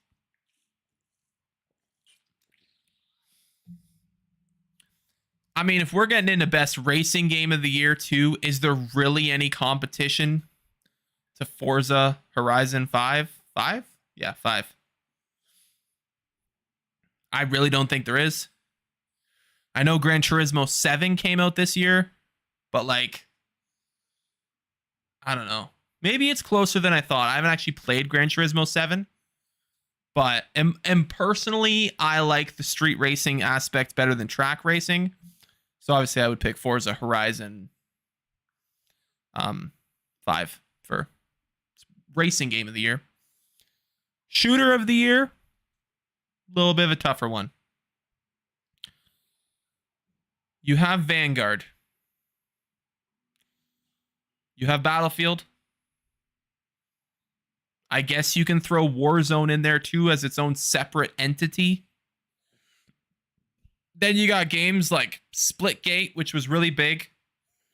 You got Halo. I mean, is there really anything else? As sad as that list is, I think Vanguard probably wins it, despite the fact that it really wasn't all that great. But in the shooter category this year, there was a lot of letdowns. Now, let's talk about Battle Royales. For best Battle Royale, Apex Legends has had a lot of growth this year. What's going on, BJ Gamer? A lot of growth has come in Apex, and a lot of growth has come in Fortnite. Oh, Oh, you're Xander? Oh, how's it going, man? I always get messed up when people don't have the same names as they do on the game. Oh, man. But yeah, I think Apex and Fortnite have kind of eclipsed Warzone as the top 2 battle royales. But I think Apex might edge Fortnite just because in terms of its growth and how much it's changed and how much it's improved this year, I do think it's done more than Fortnite. But Fortnite was really close with the zero build. Oh, God. Actually, I didn't even think of the... Is the zero build enough to make Fortnite Battle Royale of the Year? I mean, it did open the game up to a whole new portion of the community that didn't want to build anymore. Yeah, you know what? No, I'm doubling down. Fuck it. Fortnite Battle Royale of the Year. What else we got here? Let's talk about... Let's just go basically Game of the Year. Flat down Game of the Year. A lot of people are going to say Elden Ring. I mean, I've never played Elden Ring. Because I like... I mean, I guess I would say I like having lower blood pressure. But I play Warzone and that doesn't really work out. So... let's just go off of games that I've played. What do we got up there? Horizon Forbidden West. Goated. What else do we have this year? Wasn't a lot of games. I'm trying to think of like early last year. Horizon Forbidden West seems unbeatable in my opinion. I'm trying to find of other games that would be up there on its tier and I can't think of any.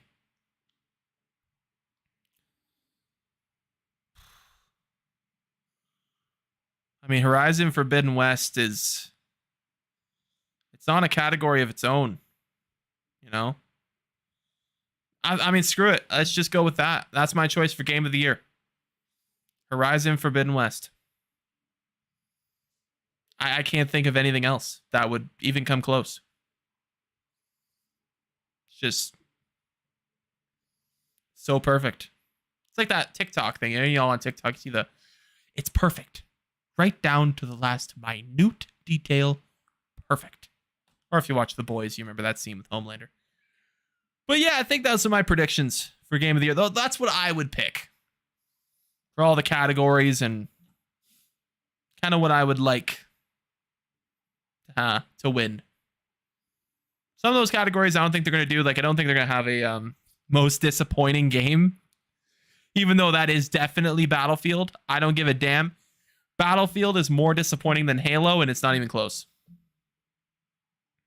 Battlefield was dead. Battlefield was ridiculously dead so soon after it came out. Sucks, man. But it's just the way it is. I mean, when you release a game with as little content as there was there, I mean, that's what's going to happen, right? All right, well, moving on. We do have one more reaction we're going to do today. In the spirit of Halloween, it is a horror-themed reaction. So what we're going to do here is we're going to load it up and we're going to get going. For this one, I am actually going to turn off my lights and turn the volume up on my headset.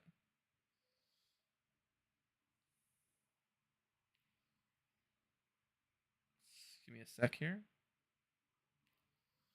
We're going to do a true horror reaction here, chat. A true horror reaction. All right. A true horror reaction. Let's get it going.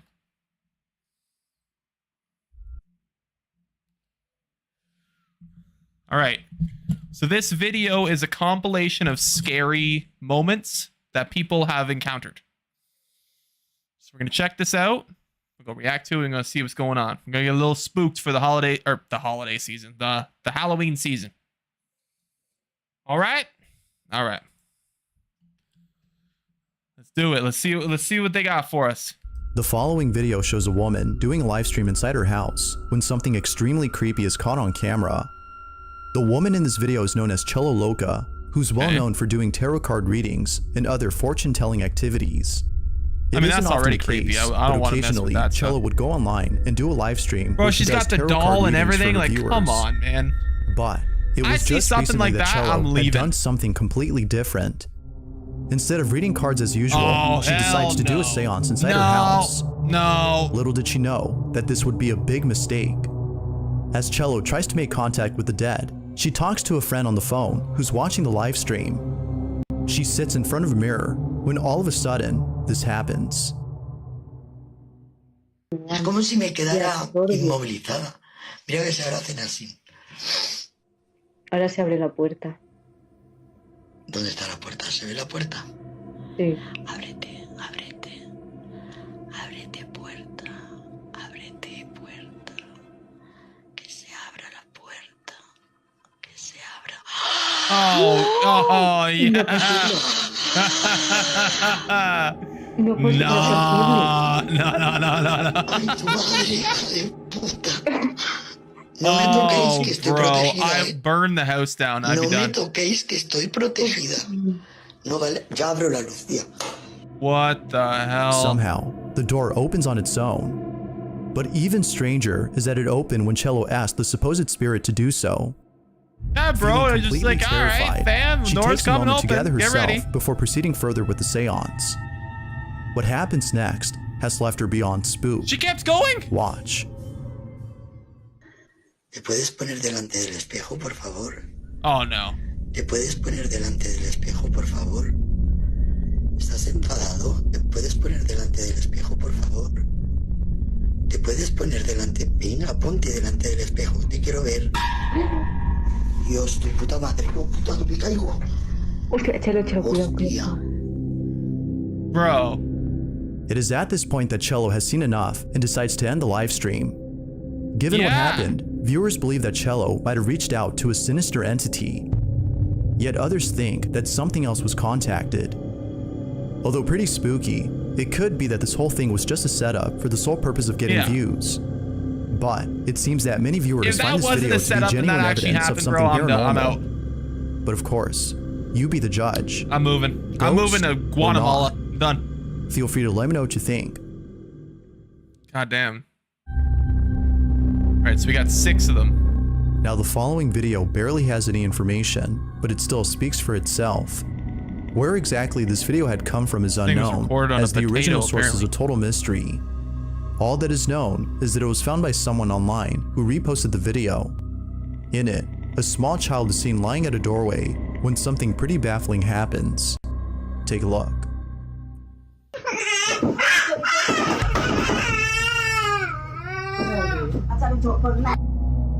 According to viewers, it seems that the child was either kicked or pushed by an unseen force. Even before it happens, they seem to be scared of something, as though they are trying to get away from whoever or whatever is inside this room. The lack of info and the unknown source of this video makes it hard to determine if it's paranormal or not. For now, it remains a mystery until more info is brought forth.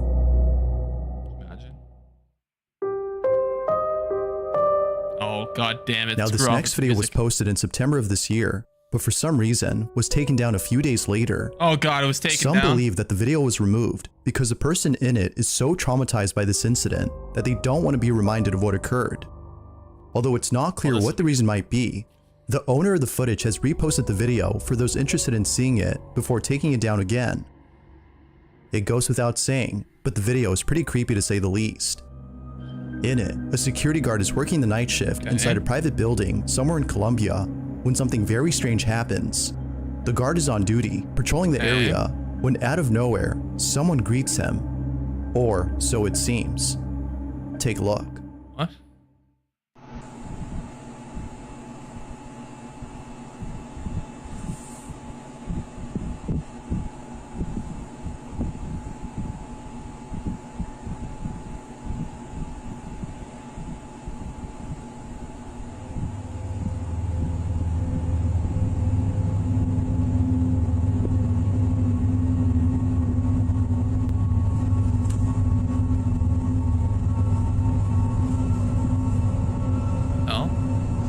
Door's staying open. Is that not...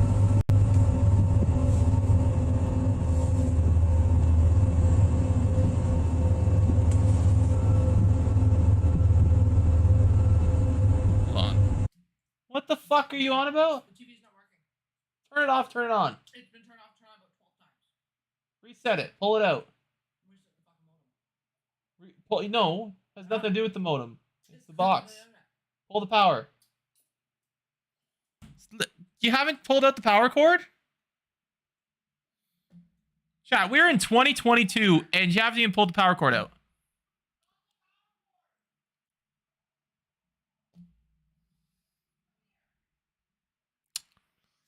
You want me to come there to pull a power cord out?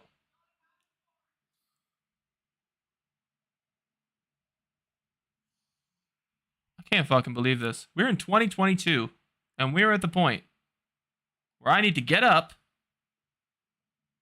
because you can't reset something. Someone start a timer how quick I can solve this goddamn problem. This is literally going to be a minute. I can't believe this. I swear to God. If it's Thailand, if it's the most simple little thing.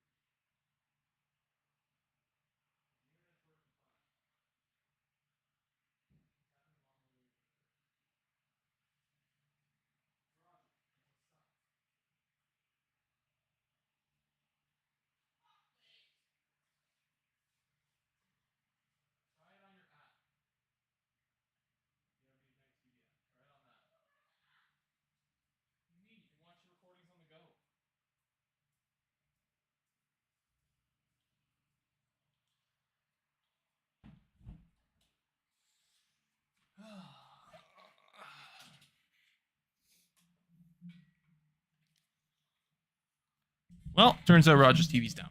Back to what we were doing. All right. I'm just gonna kind of rewind this a bit. The start of this one.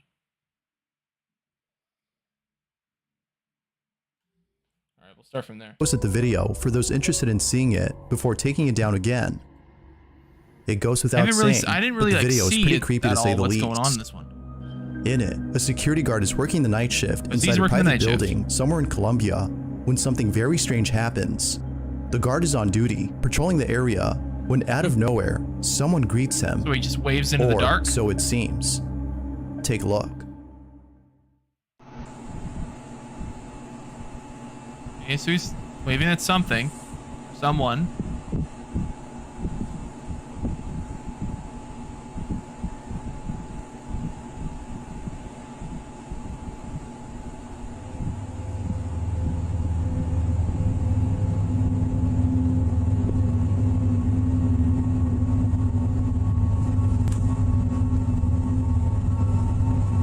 He just tripping?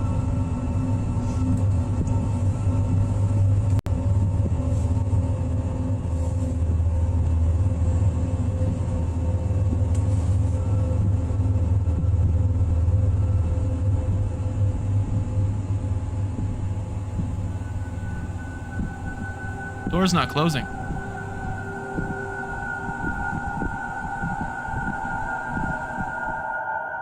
At the start of the clip, we can see the guard waving at someone and looking at them.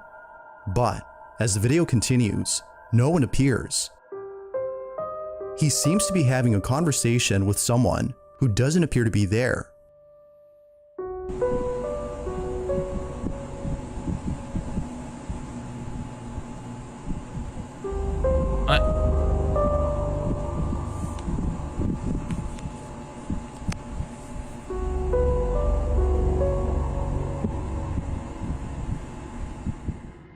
Although pretty strange, it's the following piece of information that makes this video a whole lot creepy. As it turns out, the security guard in this footage says that he was talking to someone who was in need of assistance. That someone was an old lady who was asking for directions to a place in the building. But as we can see in the footage, she doesn't appear to be there. A few minutes pass and the guard is still chatting with whoever it might be that we can't see on camera. But then, after conversating for a while, he is radioed by his coworker who tells him something that suddenly makes his blood run cold. Watch.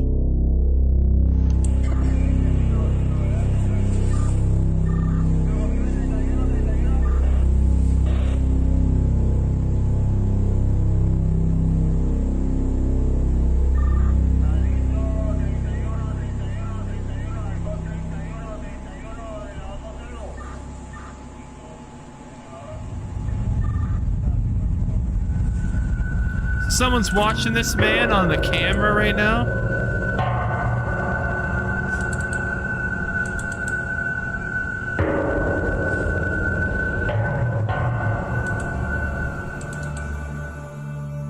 Right away, the guard hits the button to the elevator, thinking it would open immediately, but then quickly realizes that the stairs would be a better escape. In a panic frenzy, he runs away and leaves the building without ever looking back. It isn't clear where exactly the guard had went, but given his response, it seems likely that it was far away from this building. All in all, his coworkers have no doubt in their minds that this whole encounter was paranormal in nature. But unfortunately, this whole video is a mystery. Without sufficient info, the question remains, who or what exactly had the security guard been talking to? Interesting.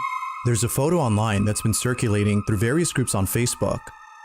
The image was initially posted somewhere in September of this year, but ever since then, people have been getting creeped out by this photo. Now the photo itself comes from a family who took the image during a baby shower that occurred somewhere in Mexico. Lots of photos were taken at this party, but one in particular has left the family disturbed. It was only after the party was over that they looked at the photos and saw the chilling photograph that they can't seem to explain. About it. It's nighttime, and the party seems to be going well, when someone takes out their phone and begins to take various photos.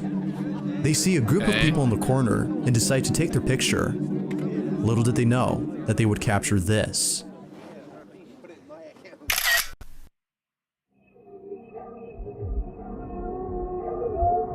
Oh, what the hell?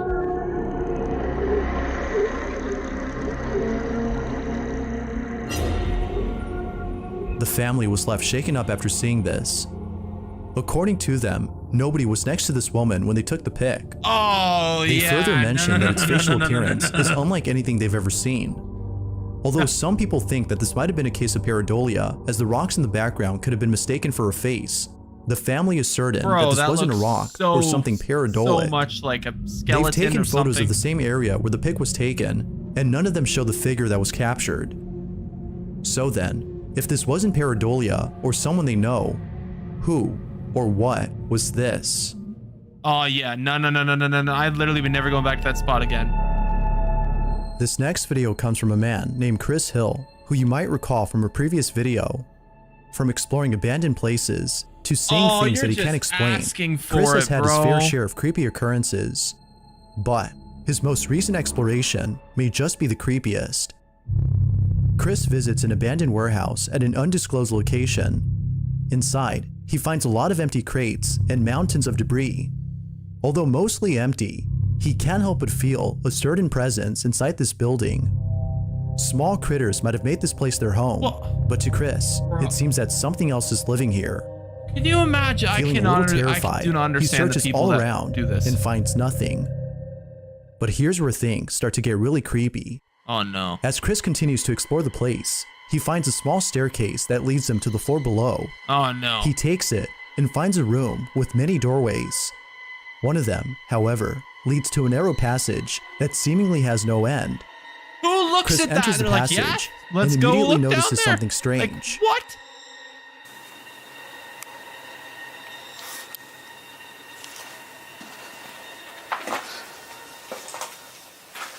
Whoa. It's noticeably colder in here. Oh no. What the hell? If you stand right here, it's kind of warm. Like normal temperature. But as soon as you go in here, it gets cold. That is creepy as hell. Would be like a cellar kind of idea to keep stuff cold that's down there. Whoa, that is weird. That is weird. I would not be looking at that dark hallway and going, yeah, let's go down that. Let's do it. What was that? It's noticeably colder You get the in point. here. Keep going. Screw it. Keep walking. Wow. This is gonna be creepy. Chris has no idea as to why there's a sudden change in temperature when entering inside. But confused and scared, he walks further into the passage, not sure where it would take him.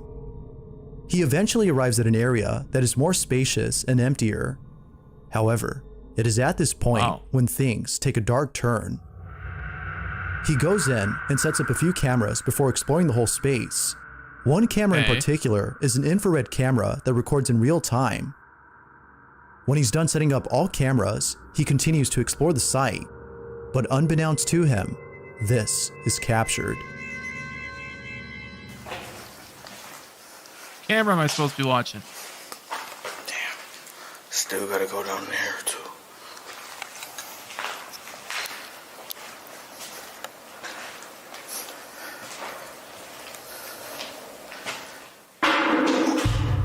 Did you hear that? That was loud. Oh, no. If anyone was watching the camera down right, I swear I saw a hand reach out at him. I swear to God. Hold on. Reload the tape. Hold on. Hey, go back. Did you hear that? Look at the bottom right camera. I swear to God, I saw a hand reach out at him.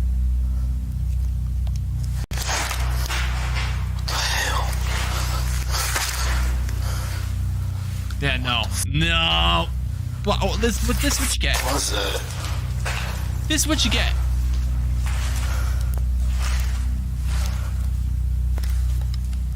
This is what you get for going in these places, you know? Like, why? Sounded like something failed.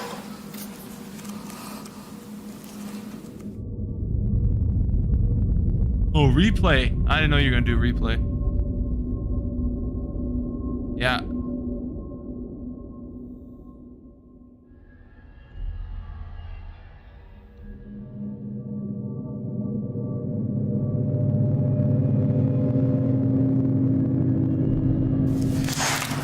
What the hell, bro? Almost looked like something was reaching out to him or something. Yep. Oh, oh no.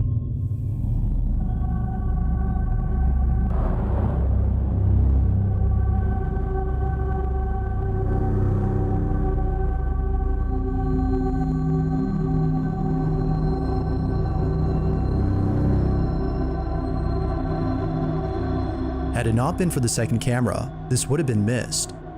A mist-like figure can be seen approaching Chris from a distance before reaching him. Eerily enough, Chris turns around as soon as the figure gets to him. And, as if that wasn't creepy enough, a strange-like figure in the corner can be seen peeking at the camera. Bro, what the Chris hell? has no clue as to what this could have been, but viewers can't help but think that this might have been some supernatural creature Bro, that was like spying on Chris. E.T. Whatever it might have been, he is certain that he won't be coming back to this place, as he's definitely spooked. But as always, what are your thoughts on this? Should be going to any place like that. Or not? If you caught something Oh creepy on my camera, God. or if there's any ghost videos you'd like me to check out and include Oh, that's that. Oh, wait, in the one next more? compilation, you can send them over to Scary Video. There's one more. This Got one last more. video shows a woman who appears to be very sick. The person recording claims that she might be on her deathbed. If that's so, then this video just got a whole lot interesting.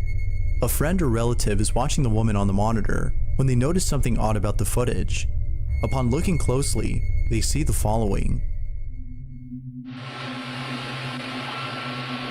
What the f is that? We're looking at. It's like something touching her. Oh, that. Hold on, was that not there before? What the hell is that?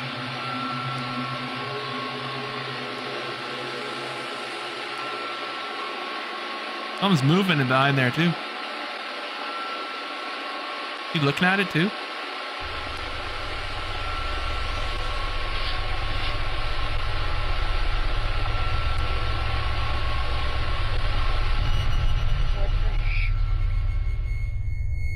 What looks to be an arm reaching out to the woman on her supposed deathbed can be seen on camera. It reaches out as though whatever this is trying to comfort the sick woman. Some viewers have theorized that this might be the ghost of a loved one who is still looking after their partner from beyond the grave. Although pretty wholesome, it is solely a belief. Yet most viewers can't help but think this. But of course, what do you think? Had the ghost of a loved one paid a visit to this woman? Or is there a possible explanation for the ghostly arm? Feel free to let me know what you think down below. I mean, that last one was creepier than the last. The guy going in the stupid places was creepier. I don't know what the hell he was thinking. I mean, I guess some would call it ballsy, but I would call it idiotic, bro. Those abandoned places are abandoned for a reason, and you should not be going there. That's just the way I look at it. That's messed up, man. That's messed up. I can't believe that. But there was something down there, whatever that was. Oh, goddamn. You don't catch me down there. I'll tell you that right now. You won't catch me anywhere near there. No shot. No way.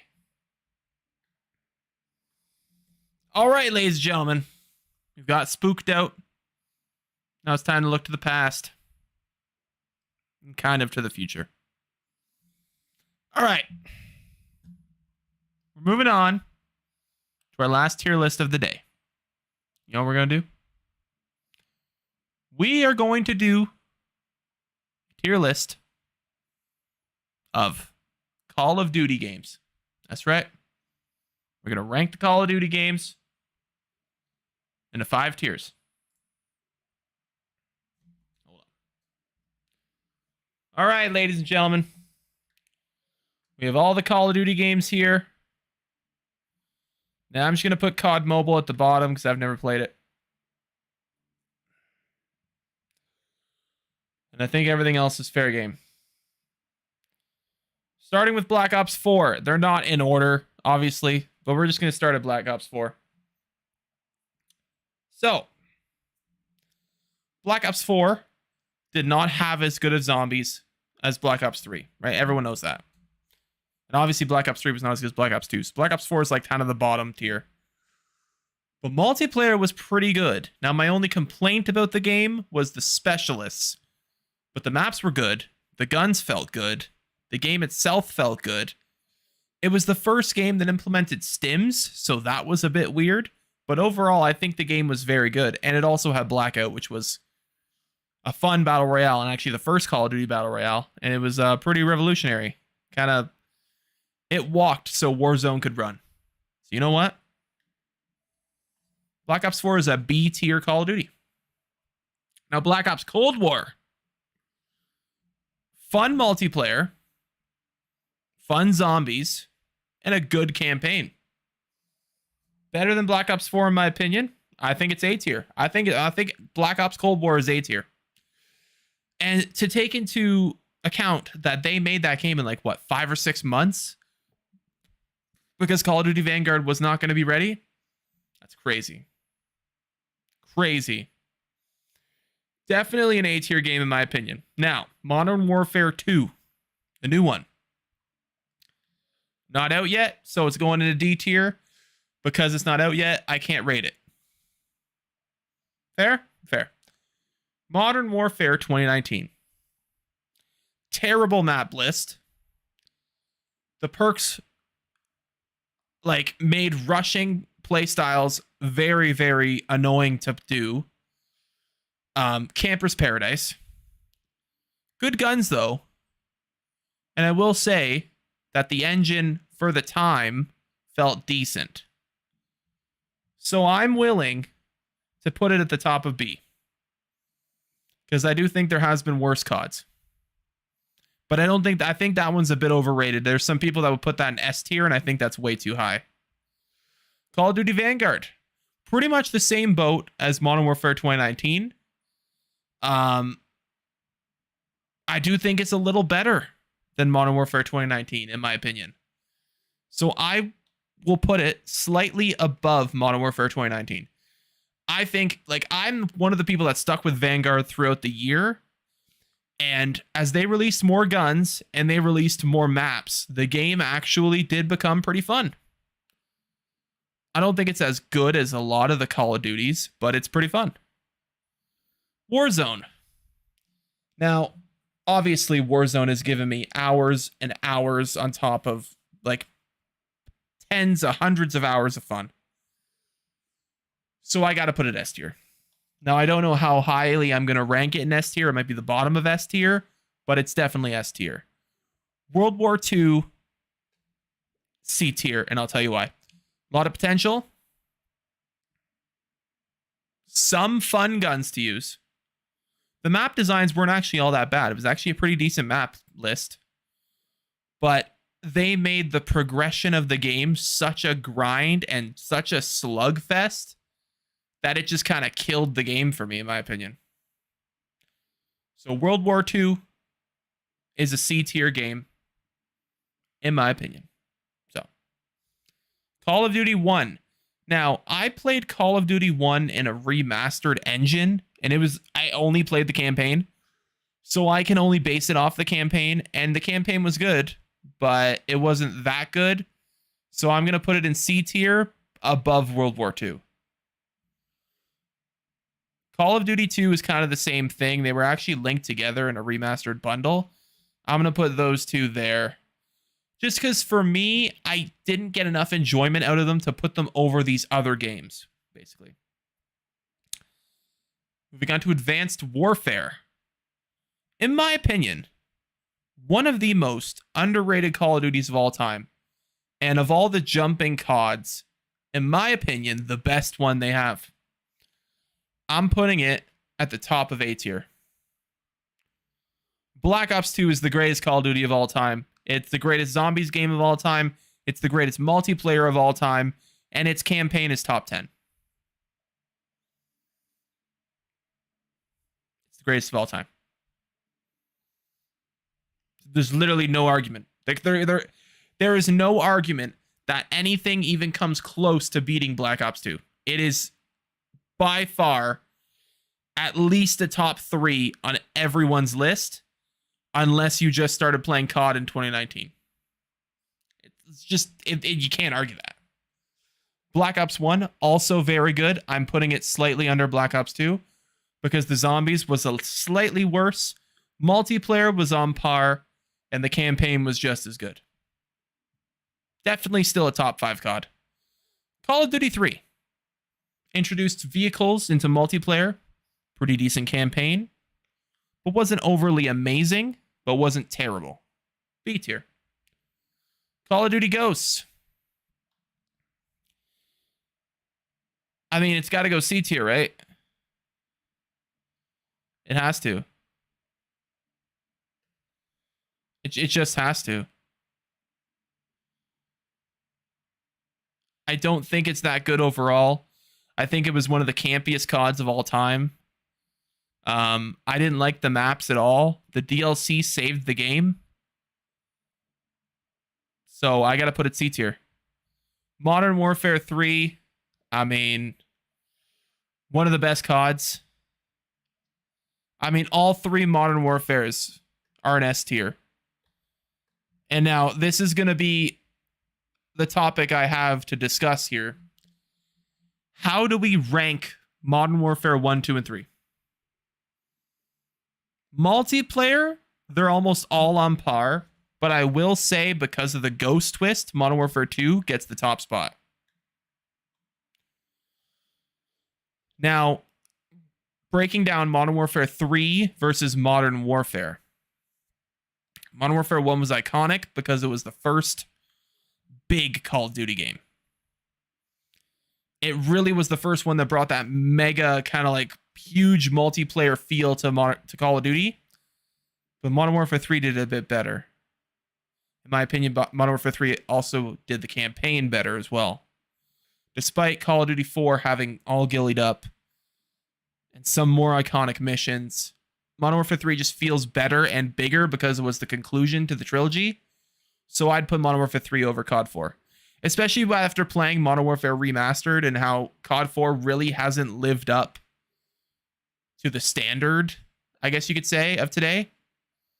So that's kind of where I would put that. Call of Duty World at War, one of the best Call of Duties of all time. Campaign is legendary. The beginning of zombies, a fun multiplayer.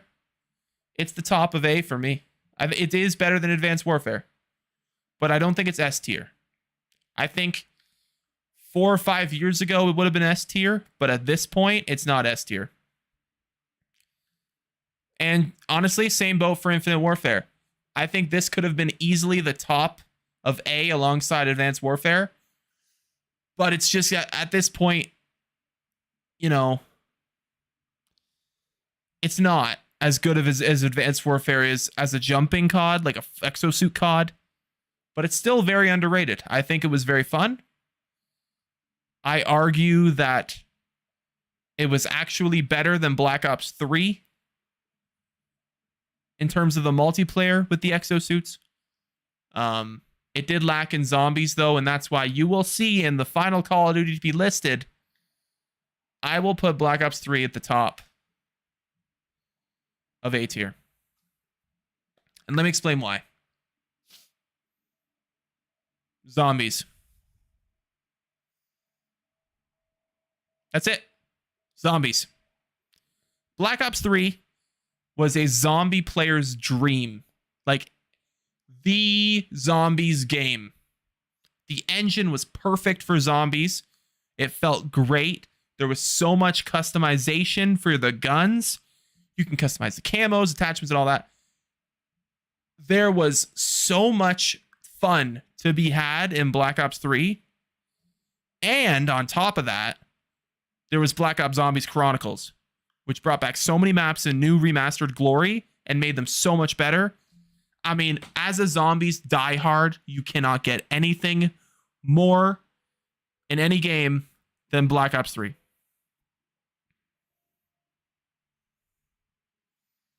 But I would put Black Ops 2 as high as it is, talking about the zombies, because if you want to compare two games like that, I would compare it as the Black Ops 2 base maps plus the new DLC maps, as well as Black Ops 3's base maps and the new DLC maps. So take out Chronicles, Black Ops 2 is better. Right? Right. But yeah, that's my rankings. Yeah, I would leave Warzone where it is. I think that's fair. I think that's fair. I mean, 3-2-1 Ghosts and World War II are definitely my bottom 5. But I think it's just some of them, it's because at this point in time, they're too old. And they don't have that feeling of new again. So that's what I would do for if I was going to rank the Call of Duty games. Black Ops 2 is the GOAT, and I don't want to hear anyone say anything different. I've heard some people say Modern Warfare 2 is the best COD of all time. And I don't know about that, because even Black Ops 1 is better than Modern Warfare 2, in my opinion. So, but Black Ops 1 is not as good as Black Ops 2. I mean, it's kind of how it works, right? The second game should be an improvement anyway, so it makes sense. I think this is very fair. And I think there are really only a few spots that people can argue. I know some people that would actually put Advanced Warfare higher on the list in S tier. And I think that would be fair if the original Modern Warfare trilogy wasn't as iconic as it was. So, it's kind of where I'm at, though. All right. Well, ladies and gentlemen, we've pretty much got through everything I was hoping to touch on today. The only last thing that I was going to do is talk to you about a new thing we're going to start soon. A new, what do we call it? A new feature coming to the channel. Zane's Solo Warzone Adventure. Basically, what's going to happen is I'm going to drop into a solo game of Warzone. I'm going to play that solo game of Warzone. And then what I'm going to do is, if I win, I win. Great, that's the video. But if I lose, then I spectate it and it becomes a solo spectating video. But I only start spectating when I lose and I try to win. So the point of the Warzone solo adventure is to win. But if I do end up losing, then it becomes a solo spectating video. So it kind of switches it up, and sometimes I'll win, sometimes I won't. Sometimes I'll get destroyed right off the bat, and it'll be a full video of spectating. You never know what's going to happen, and you always got to check it out, because some might be gold in crazy gameplay, and it might be gold in humor, because we're watching a bot just get destroyed on Fortune's Keep. You never know what's going to happen. So, those will be starting very soon. Update on those, on kind of when I'm going to do those very soon. I'm probably not going to play too much Warzone other than that, but I do think there's lots of potential to be had in a solo Warzone kind of content field. And I do want to dip my toes in that. So that's going to be coming very soon. Hee hee, hee hee, hee hee, hee hee.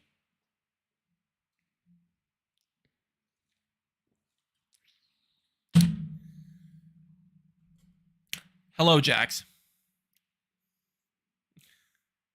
What's with all the hee-hees? Sound like the grandpa, Family Guy. Haven't seen the paper boy in a while. Check now? What do you mean check now? Is there something I'm supposed to be checking?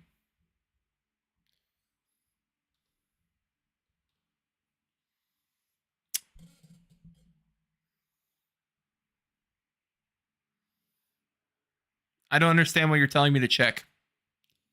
Hello, Zane. Hello, Jax. How's it going, buddy? You've come at an interesting time.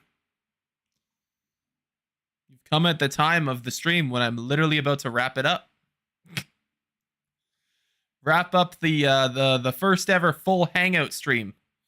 Full of tier lists, discussions, reactions, and yeah, that's it. Oh, man. I still don't know what I'm checking, though. But I feel like I'm supposed to check something. Maybe it's Discord?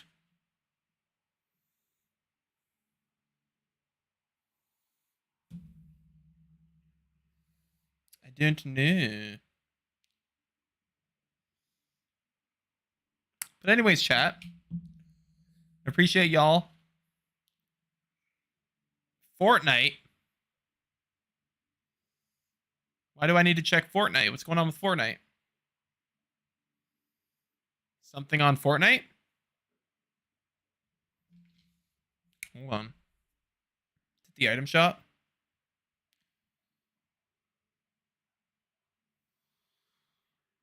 Let me see what's new in the item shop.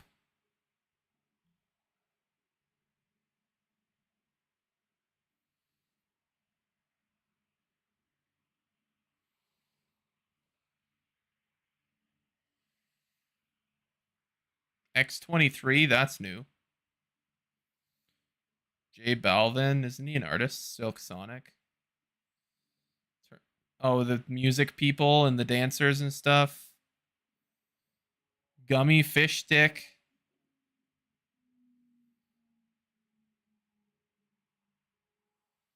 I don't see what I'm supposed to be seeing here. Oh, Fortnite tracker. Gotcha. What's your ID again? Hold on. What's your Epic ID again?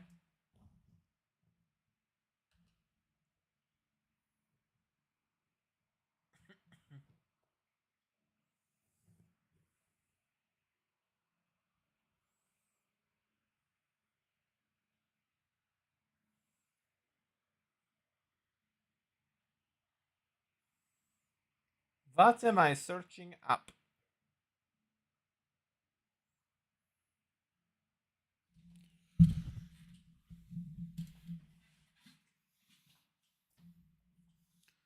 I'm ready to see this. I want to see.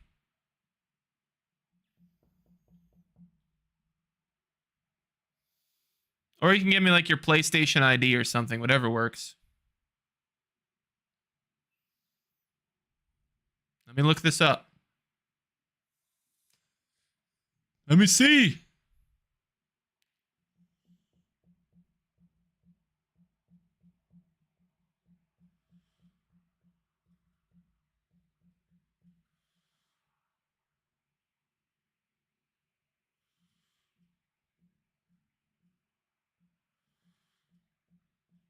Little crickets going on, the fucking name coming in. I sent it on Discord.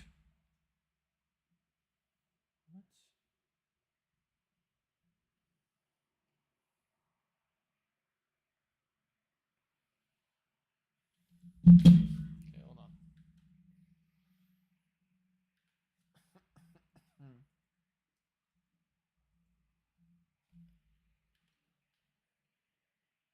Not found.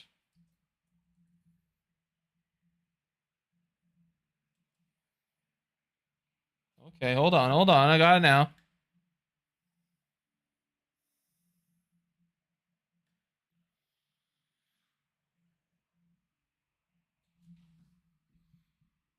Hold on, hold on, hold on.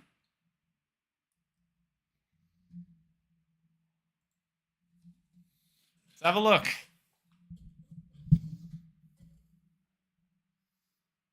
Include solos as well. I don't know if you play solos. Okay, 167 KD. Mine's better, but still good. Solid. Okay, right across the board. Better in squads. That's interesting. I'm better in trios. Okay, I want. How do I see your bests?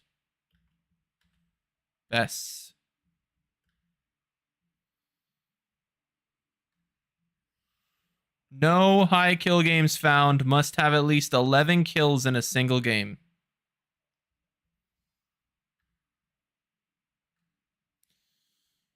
I'm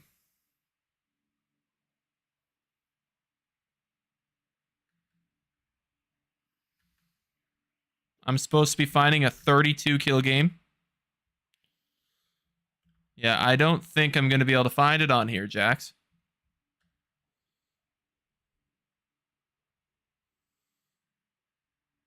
Stats are decent, though. I will tell you that. I will give you that.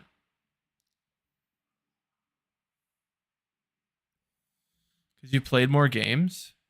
Can I see how many games you played? Time played, 4 days. Hold on.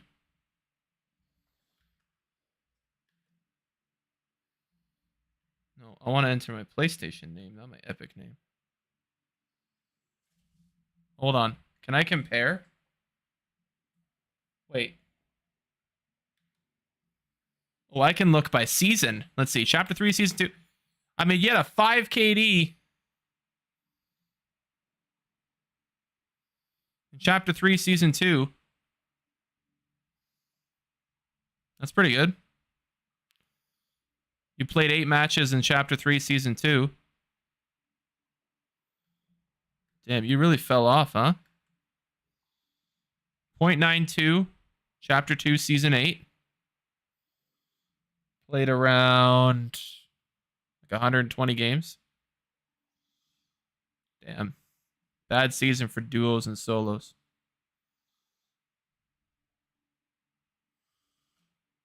Chapter 2, Season 7. All right, back up in the KD. Oh, yeah, this is when you grinded the game.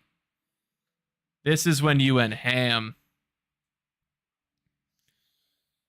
I feel like I still should be able to see your best games, though.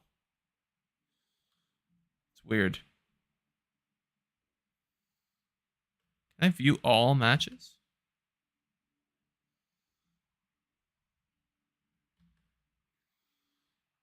Nah. Won't show me anything. All right, let's look at your last season. Chapter 2, Season 6. That's good, Katie.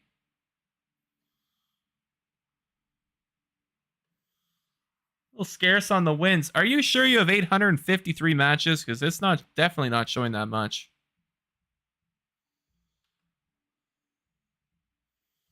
Maybe it is. Oh, no, it definitely is.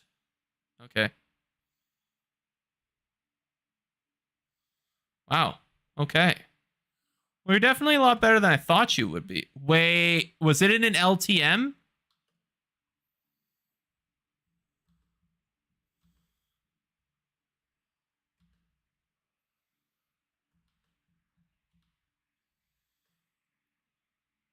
I think that's it.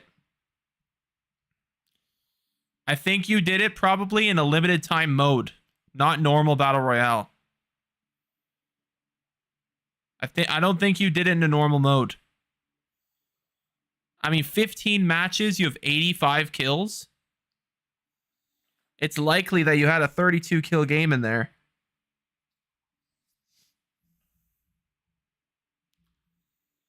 Because it doesn't seem to be a chance that it was normal squads.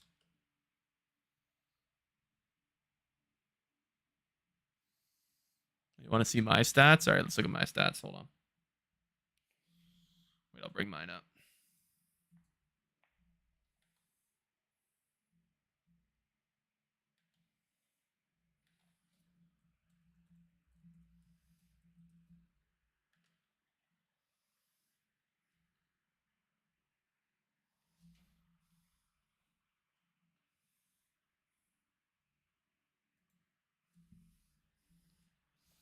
I've played 953 matches. That's crazy.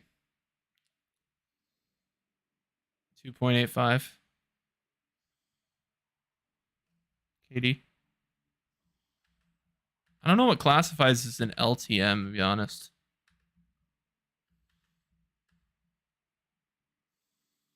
Are my best games working? Let's see if my best games are working. Okay, no. So I don't think the best kill... I don't think the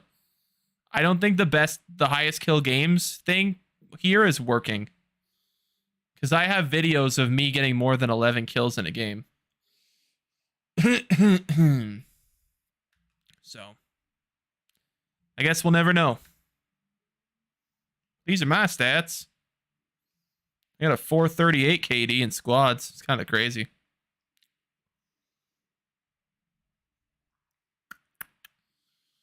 %20 win percentage in squads. That's actually wild. I didn't even realize it was that high. I played 30 matches and won 6.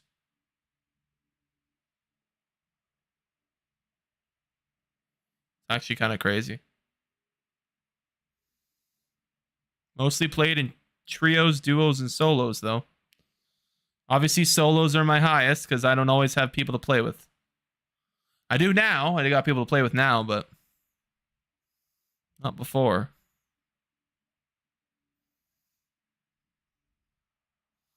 I don't know what this TRN rating is, but I've never really got much with that. I think Chapter 3, Season 1, I was a goated, though. Yeah, I had a 365 KD in Chapter 3, Season 1.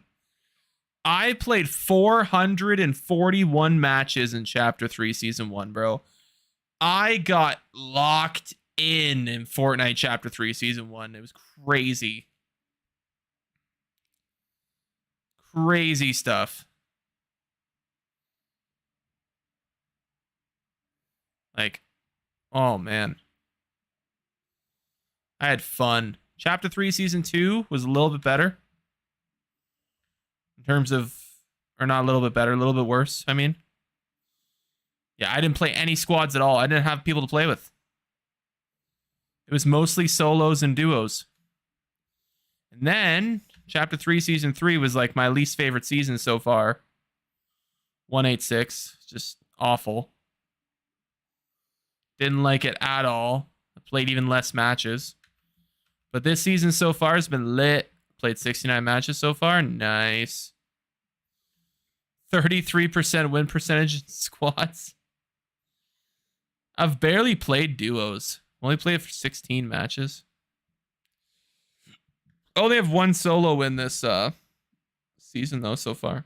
282 this season.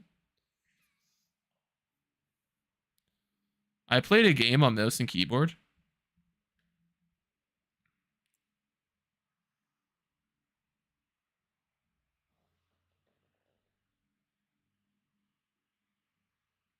I don't remember this at all. Interesting. That is the Stataroonies, though, for Fortnite. You're definitely pretty decent at Fortnite, Jax. I still don't know about that 32 kill game. Unfortunately, it doesn't seem like there's ever going to be proof of it, so. It's kind of unfortunate. But ladies, gents, and whatever else is watching, that is that kind of wraps up everything I wanted to get through today, talk about today. This was the first little hangout stream. If you're catching this live, thanks for checking it out live. If you're watching this on the VOD, make sure to like the video. And I appreciate y'all checking it out. A lot of the stuff today will be made into shorter kind of single videos. So if you missed the stream today, don't worry. You can either rewatch the VOD or you can just wait, and content from this stream will be broken down into videos in the coming days. I appreciate y'all. I'm going to go have some food and enjoy my night. But hope y'all have a good night. I'm back here tomorrow. 6 p.m. Same time. We're going to go the full 4 hours tomorrow. I'm going to be playing Overwatch 2. Don't forget to go and vote on the community tab for the game to play on Friday. As you can tell, Warzone is being phased out of the channel. Warzone is no longer in the poll. We're going to play a new game on this Friday. So we're going to see what wins. I appreciate y'all. Hope y'all have a great night. And of course, make sure to check out the shorts and videos and stuff that gets posted on YouTube and all my social media pages. And any like you can provide and any comment you can provide on the TikToks and the shorts will help more people see them. So if you can like and comment on all the shorts and check them all out, that'd be really appreciated. All right. Love y'all. Check y'all tomorrow.